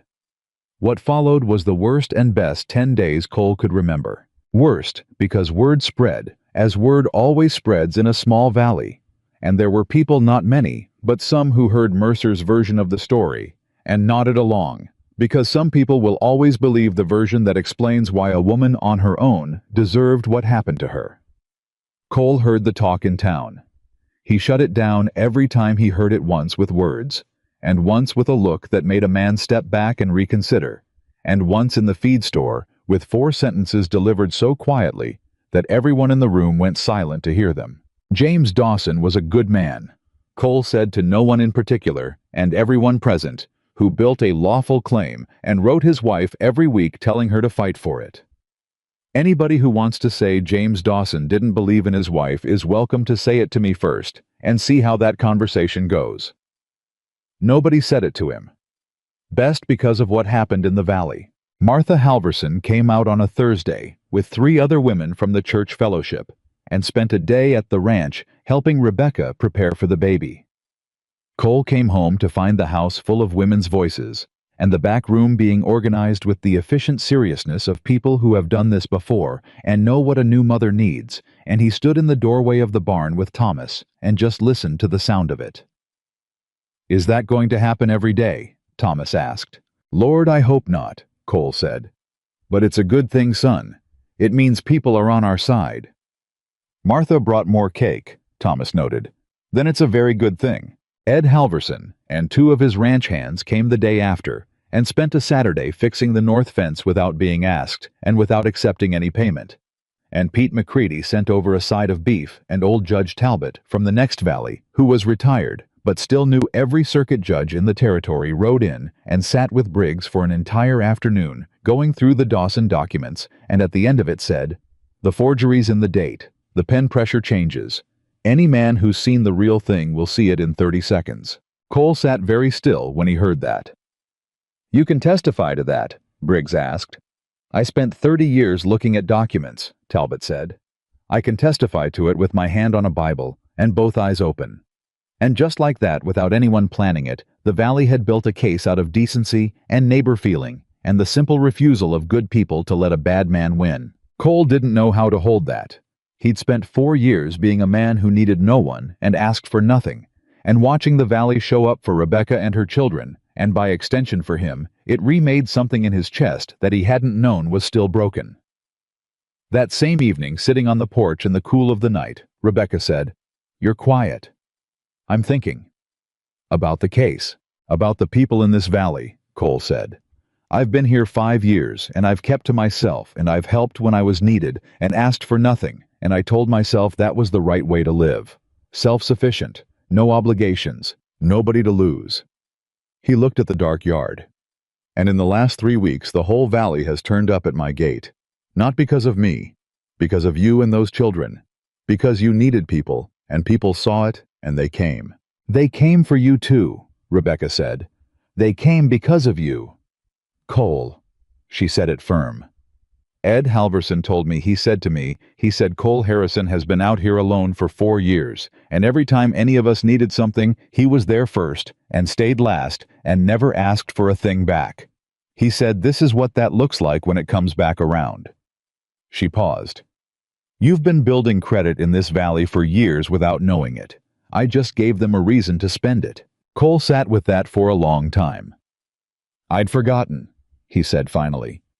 That it works like that you put things in and later they come back. That's not something you forget, Rebecca said. That's something you stop believing in. There's a difference. He looked at her. When did you get so clear-eyed about everything? He asked. When you have children to protect, she said. You cannot afford to be confused about the world. You have to see it straight so you can navigate it straight. She shifted, and he heard the small sound she made, that she was trying not to make the sound of a woman who was running out of comfort in her own body. Cole, I need to tell you something. What? I think it might be soon. He went very still. How soon? He said. I don't know. The baby's been different today. Lower. She said it practically like a woman reporting a weather change, but her hand had gone to her belly in the particular way that meant she was less calm than she sounded. Martha left me instructions, and she said to send Thomas to the Halverson place the moment anything started. Cole stood up. I'll go get Martha now, he said. It's 10 o'clock at night. Martha Halverson has been waiting for this moment since she walked in this house with that first cake, Cole said. She will not thank me for waiting until morning. He was already off the porch. Thomas is asleep. Yes. I'll be back in an hour. He stopped. Turned. In the dark, he could see her sitting in the chair with her hand on her belly and her back straight and her jaw set, being brave, being practical, being Rebecca. You're all right for an hour. I've done this twice before, she said. I know, I'm asking anyway. The barest pause. I'm all right for an hour, she said. Go. He went. He pushed that horse hard in the dark, and he was at the Halverson place in 20 minutes, and Martha came to the door before he finished knocking, like she'd been half expecting this, and she said, Is it time? And Cole said, She thinks soon, and Martha said, Ed, get my bag, without turning around. He rode back with Martha in the wagon, and they were at the ranch in 40 minutes total, and when Cole came through the door, Rebecca was at the kitchen table with her hands flat on the wood and her breathing deliberate and measured, and she looked up at him when he came in. You made good time, she said. Told you, Cole said. Martha went straight to business, and Cole went and woke Thomas and told him they were going to the Halverson place to sleep, that everything was fine, that the baby was coming, and Thomas woke up fast and looked at Cole with those dark, serious eyes. Is Mama okay? Thomas asked. Your mama, Cole said, is the toughest person I have ever met in my life. She's fine. She's going to be fine. But I need you to take your sister and go with Ed Halverson, because grown-up things are happening, and she needs the room. Thomas thought about this. Will you stay with her? He asked. I'm not going anywhere, Cole said. Thomas got up and got Lily up, and Lily came out of sleep with her drawing charcoal in her fist, which meant she'd fallen asleep drawing again, and Cole carried her to the wagon, while Thomas walked beside him, and Ed Halverson said gruffly, She'll be fine, son. And Thomas said, He said he's not going anywhere. In a tone that indicated this settled it, and Lily pressed her charcoal against Cole's collar and left a smudge and didn't wake up. Cole went back inside, and he stayed. He stayed all night. He stayed through the hours that Martha directed and Rebecca endured, and he stayed in the way. Men stay at a time like this, which is in the kitchen, mostly close enough to hear, far enough to be useful, instead of in the way, and sometime in the gray hour. Before full dawn, he heard a sound from the back room that was new and small and insistent, and Martha Halverson's voice saying something he couldn't make out, and then Rebecca's voice low and spent and full of something that went past tired, into a place where exhaustion becomes something holy. Martha opened the door. Come in, Cole, she said. He went in. Rebecca was in the bed with the baby in her arms, and she looked up when he came through the door, with the particular look of a woman who has just done the hardest thing a human body can do and is still already thinking about what comes next. She looked wrecked and radiant, and more herself than he'd ever seen her. "Come here," she said. Cole came to the edge of the bed and looked down at the baby. She was new and small and furious about it, and she had a full head of dark hair and both hands fisted up like she was already planning to argue about something. "Is she?" Cole said. "She's perfect," Rebecca said. He looked at the baby's face. He looked at it for a long time. "James would have," he started. "I know," Rebecca said. "I know he would have." Cole sat on the edge of the bed, careful, and Rebecca shifted to make room, and he was close enough to see the baby's eyes when she opened them, dark and unfocused, and full of the specific bewilderment of someone brand new to the world. "What's her name?" he asked. Rebecca looked at him. "I thought," she paused. "I thought Hope, because I think that's what this year has been. The whole terrible, impossible year." She looked at the baby. "Hope for what comes next." "Hope," Cole said. He said it the way you say a word when you realize it is exactly right. "Hope Harrison," Rebecca said, quiet and deliberate, and the name landed in the room like something solid, something real, something that would last. Cole looked at this woman and this baby and this room in this house that had been silent for 4 years, and he thought about a morning not long ago when he had almost ridden past a broken wagon on a burning road. He thought about the moment he'd almost kept riding and what would have been lost if he had, and the thought of it hit him somewhere so deep he had to set his jaw against it. He reached out and put one finger in the baby's fist, and Hope grabbed on the way. New babies grabbed tight and certain, and with everything she had. Cole Harrison, who had spent 4 years believing there was nothing left worth holding on to, sat in that room and held on right back. Outside Red Creek Valley was waking up into a new morning, and the circuit judge was coming in 10 days, and Caleb Mercer was still out there sharpening his arguments, and there was a fight still to be had, and a land still to be claimed, and a family still to be protected. But right now, in this minute, a baby named Hope had his finger in her fist, and he was not letting go. Part 5. Hope was 8 days old when the circuit judge rode into Red Creek Valley. Cole knew the moment he heard it in town, and he rode back to the ranch fast, and came through the door, and Rebecca looked up from the baby and read his face before he said a word. "When?" she asked. 3 days, Cole said. "Briggs is already filing for the hearing slot." Rebecca looked down at Hope at the baby sleeping against her chest, with that absolute confidence that only the very new have the confidence of someone who has not yet learned that the world can be unsafe. She put her hand over the baby's back and held her a little closer. 3 days, she said. "You don't have to be there," Cole said. "Briggs can represent. I'm going to be there." She said it the way she said everything that was already decided. "James is not there to stand for his own land. I am going to stand for it.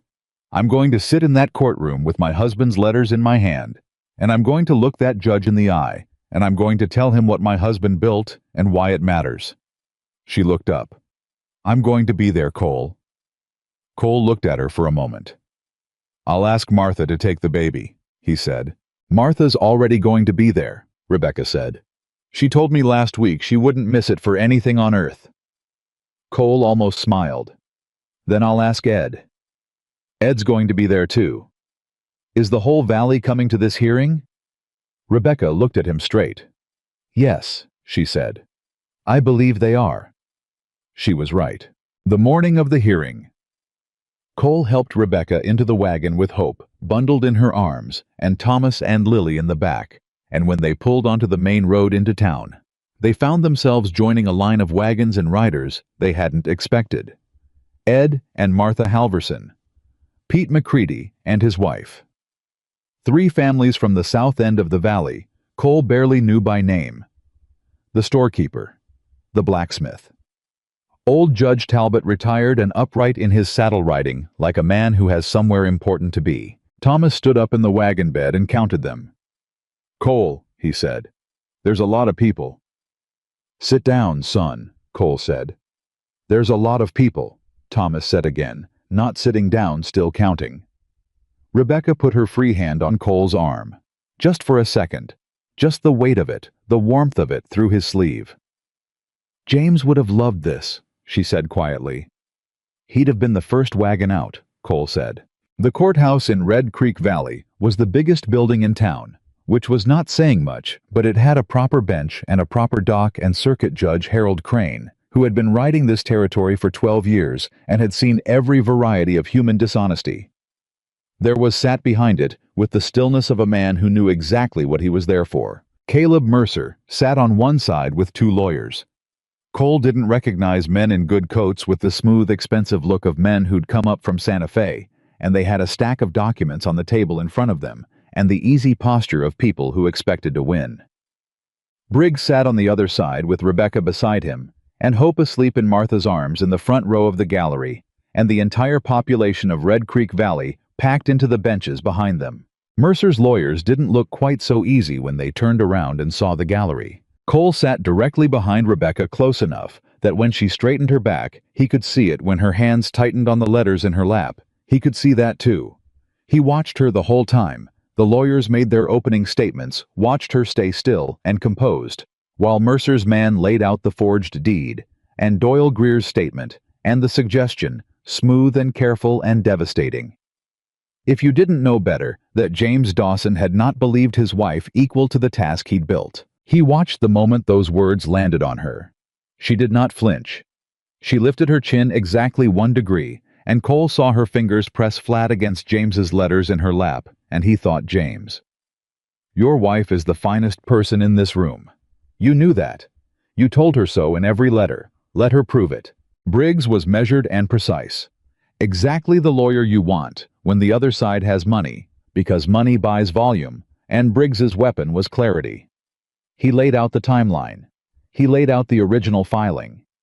He put James's letters before the judge, one at a time, slowly, and let Judge Crane read each one, and the courtroom was so quiet while Crane read that Cole could hear Hope make a small sleeping sound in Martha's arms. Then Briggs called old Judge Talbot. Talbot took the stand with the unhurried dignity of a man who has sat on both sides of a bench and knows exactly what each one costs, and he picked up the alleged second deed between 2 fingers, like something he didn't want to touch more than necessary, and he said, Your Honor, I have examined documents for 30 years. The pen pressure on this alleged signature changes 4 words in. Either James Dawson suffered a sudden hand injury in the middle of signing his name, or this is not James Dawson's signature. Mercer's lawyer stood up. Talbot looked at him. The lawyer sat back down. Crane looked at this document for a long time. He looked at Talbot. He looked at the document again. Who is Doyle Greer, he said, and is he present today? The silence in the courtroom stretched. Mercer's lawyer shuffled papers. Mr. Greer provided a sworn statement, Your Honor, and was not required to. I didn't ask whether he was required, Crane said. I asked whether he was present. He was not present. Mercer's lawyer said something careful and complicated about travel and availability, and Crane let him finish, and then said in the tone of a man who has heard every variety of this particular excuse, a man who signs a sworn statement in a property dispute should be available to be questioned about that statement. That he is not present today is something I will note in my findings. Cole watched Mercer across the room make a small adjustment in how he was sitting. Not much. Just the slight shift of a man who has recalculated and found the number worse than he thought. Briggs called Rebecca. She stood up from her seat and handed Cole the baby. Without thinking about it, just turned and placed Hope in his arms, the way you hand something to someone you trust completely, and walked to the stand, and Cole held this 8-day-old person against his chest and watched his wife take her seat and look at Judge Crane without looking away. Briggs walked her through it carefully. The letters. The filing. James's habit of documentation, his carefulness, his weekly correspondence. He walked her through every decision James had made. That was the decision of a man who fully intended his wife to be there on the other side of his work. Then he asked her one last thing. Mrs. Harrison, he said, using the name she'd taken 10 days ago, in all of James Dawson's letters, in all of his communications with you, was there ever a single instance in which your husband expressed doubt in your ability to manage this claim? Rebecca looked at the judge, not at Briggs. "My husband's last letter to me," she said, "told me to stand my ground. Those were his exact words. Stand your ground, Rebecca. He wrote them knowing he might not be there when I arrived. He wrote them so I would have them when I was scared and alone, and someone was trying to take what we built." She paused. "James Dawson believed in me completely, and I am here because he asked me to be, and I am not leaving without what he built for our children." The courtroom was absolutely still. Judge Crane looked at Rebecca for a long moment. He looked at the letters. He looked at the forged deed. He looked at the empty chair where Doyle Greer was not sitting. And then he looked at Caleb Mercer. "Mr. Mercer," Crane said, "in 30 years on this circuit, I have seen land stolen from widows and orphans by men with money and lawyers and forged documents. It is the particular cowardice of men who are too careful to rob at gunpoint, so they rob at a writing desk instead." His voice did not rise. It did not need to. "This deed is fraudulent. This claim is settled. The Dawson land filing stands as original, lawful, and uncontested." He set down his gavel. "This hearing is concluded." The sound that came from the gallery was not a cheer exactly. It was the sound of an entire room of people exhaling at once, a sound that had been held for a very long time, and it was louder than a cheer because it came from somewhere deeper. Martha Halverson was crying. She was doing it happily and without apology. Ed had his hand over his eyes. Thomas had both fists in the air, and then apparently thought better of it in a courthouse and put them down and stood up very straight instead, which was more dignity than Cole expected from a 7-year-old and more than he himself could manage. Cole looked at Hope in his arms. The baby was awake. She'd been woken by the sound of the room, and she was looking up at Cole with the unfocused, serious gaze of someone trying very hard to figure out where she was and what all these people were doing. "We won, Hope," Cole said quietly. "Your daddy's land. We won." Across the room. Mercer stood and buttoned his coat with the precise movements of a man controlling his face.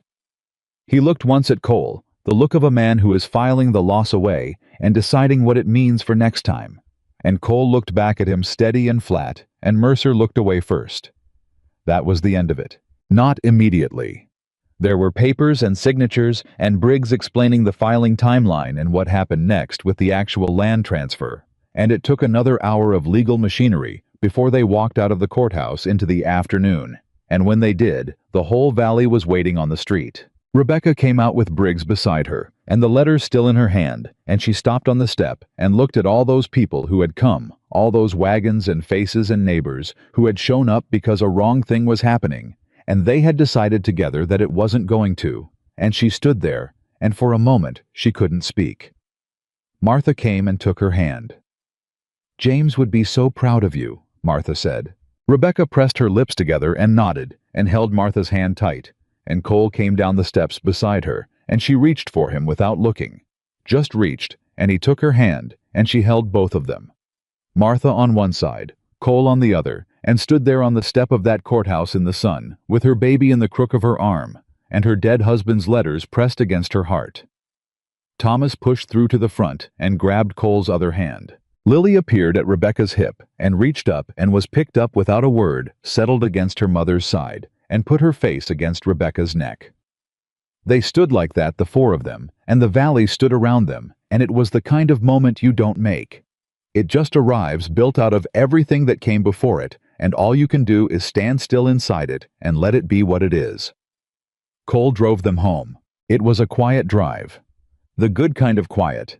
The kind that comes after something big has passed through and left the air clean. Thomas fell asleep on Rebecca's shoulder. Lily sat in the back with her charcoal and her paper and drew the whole way, focused and intent, and Cole drove, and Rebecca held the baby, and neither of them said anything for a long time. Then Rebecca said, "We have to go to Santa Fe." Cole looked at the road ahead. "I know," he said. "The land needs to be properly transferred and documented. There'll be things to sign and file, and I want to—" She paused. "I want to see it. The land. What James chose. I want to stand on it." "We'll go," Cole said, "when Hope's big enough to travel." 2 months, Rebecca said. 2 months. Cole agreed. Another silence. Cole, Rebecca said. Yeah, what you said to Thomas, the night of the nightmare. Her voice was careful. You told him you weren't leaving. Not tomorrow, not next month, not for any reason he could think of. I remember. Did you mean it? Cole looked at the road. At the valley around him, the valley he'd been rattling around in alone for 4 years. The valley that had showed up at a courthouse today, for a woman. It had known for 3 weeks, and a man it had known for 5 years, without him ever quite understanding what he was building. I meant it all the way down, he said. Same answer as before. Rebecca leaned her head against his shoulder. She didn't say anything else. She didn't need to. Cole drove them home. 2 months later, they went to Santa Fe. It was not a short trip, and it was not an easy one with a new baby and 2 children and a wagon that was better than the one that had broken in the road, but still required watching. Cole drove, and Thomas navigated with a seriousness that made Ed Halverson's map look official, and Lily drew everything they passed, and Hope rode in a sling against Rebecca's chest, and seemed to have decided that motion was the correct state of affairs, and was happy as long as the wagon kept moving. They stood on the land on a Tuesday morning. James Dawson's land now properly transferred all 400 acres of it in the valley outside Santa Fe, with the creek James had named in his letters, and the 3 old junipers he'd used as boundary markers, and the flat southern rise where he'd said the house would go, where the light was best in the morning. Rebecca stood on that rise for a long time without speaking. Cole stood beside her. Thomas walked the creek. Lily sat in the juniper shade and drew. Hope slept. He stood here, Rebecca said. He did, Cole said. He stood right here, and he looked at this, and he thought about us. Her voice was steady and thick at once, the way it got when she was carrying something too large for words, but determined to use them anyway. He thought about Thomas and Lily, and about the baby he didn't know yet. He planned the house. He paced out the garden. He wrote me and said the morning light here is something you have to see, Rebecca. You have to see it. Is it what he said? Cole asked. Rebecca looked at the morning light on the valley. Yes, she said. It's exactly what he said. Cole looked at the flat, rise at the junipers at the creek catching light. He thought about James Dawson standing here alone and knowing he was building something he might not live to see. Finished and choosing to build it anyway, and writing his wife every week to tell her it was worth fighting for. We'll build it, Cole said. Rebecca turned to look at him. Not right away, Cole said. The ranch in Red Creek is home for now, but we'll build it. 1 season at a time if that's what it takes. It's your children's land, and it should have a house on it, and a garden, and something that James would recognize as the thing he planned. He looked at her. We'll build it. That's a big promise, she said. I know what big promises cost, Cole said. I'm making it anyway. Rebecca looked at him for a moment. This man who had turned his horse around on a burning road for a stranger who had sat on the edge of a 7-year-old's bed in the dark, and meant every word he said, who had held a new baby against his chest in a courthouse, and called her daddy's land one, who had spent 4 years believing he had nothing left, and turned out to be wrong about that in every possible way. She reached up and put her hand against his face, not brief this time, not a passing thing. She put her hand against his face and held it there, and looked at him straight. James would have called you a good man, she said. He was careful about that word. He didn't use it often, but he would have used it for you. Cole put his hand over hers. I'm going to spend a long time trying to deserve that, he said. You already do, she said.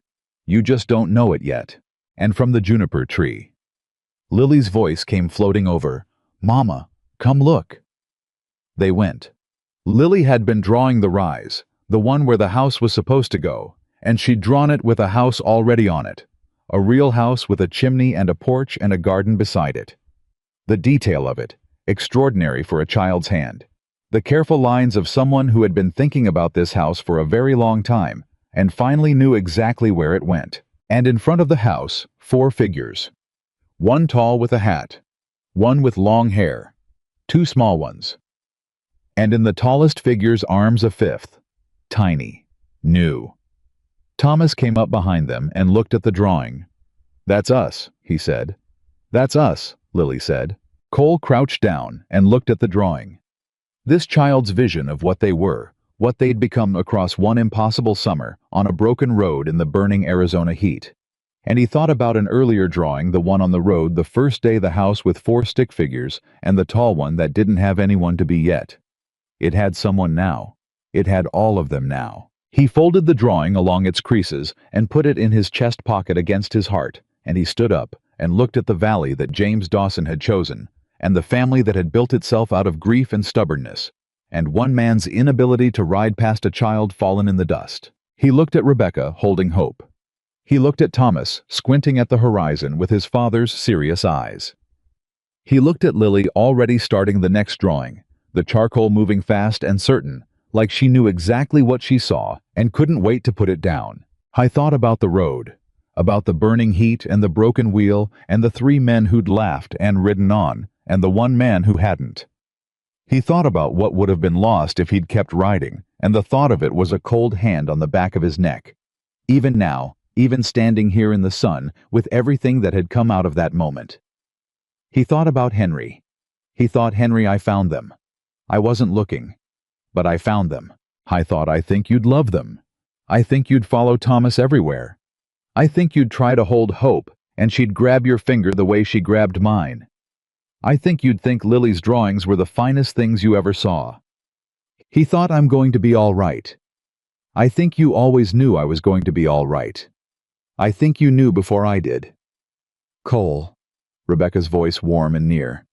"Come here." He went. She was standing where the porch would be, on the flat of the rise, holding hope up in both hands, the way you hold something you want to show to the sky, and Hope was awake and squinting into the morning light with the expression of someone who has just discovered that the world is enormous and intends to think carefully about what to do with that information. "This is it, Hope," Rebecca said. "This is where your father chose for us. This is where we're going to build."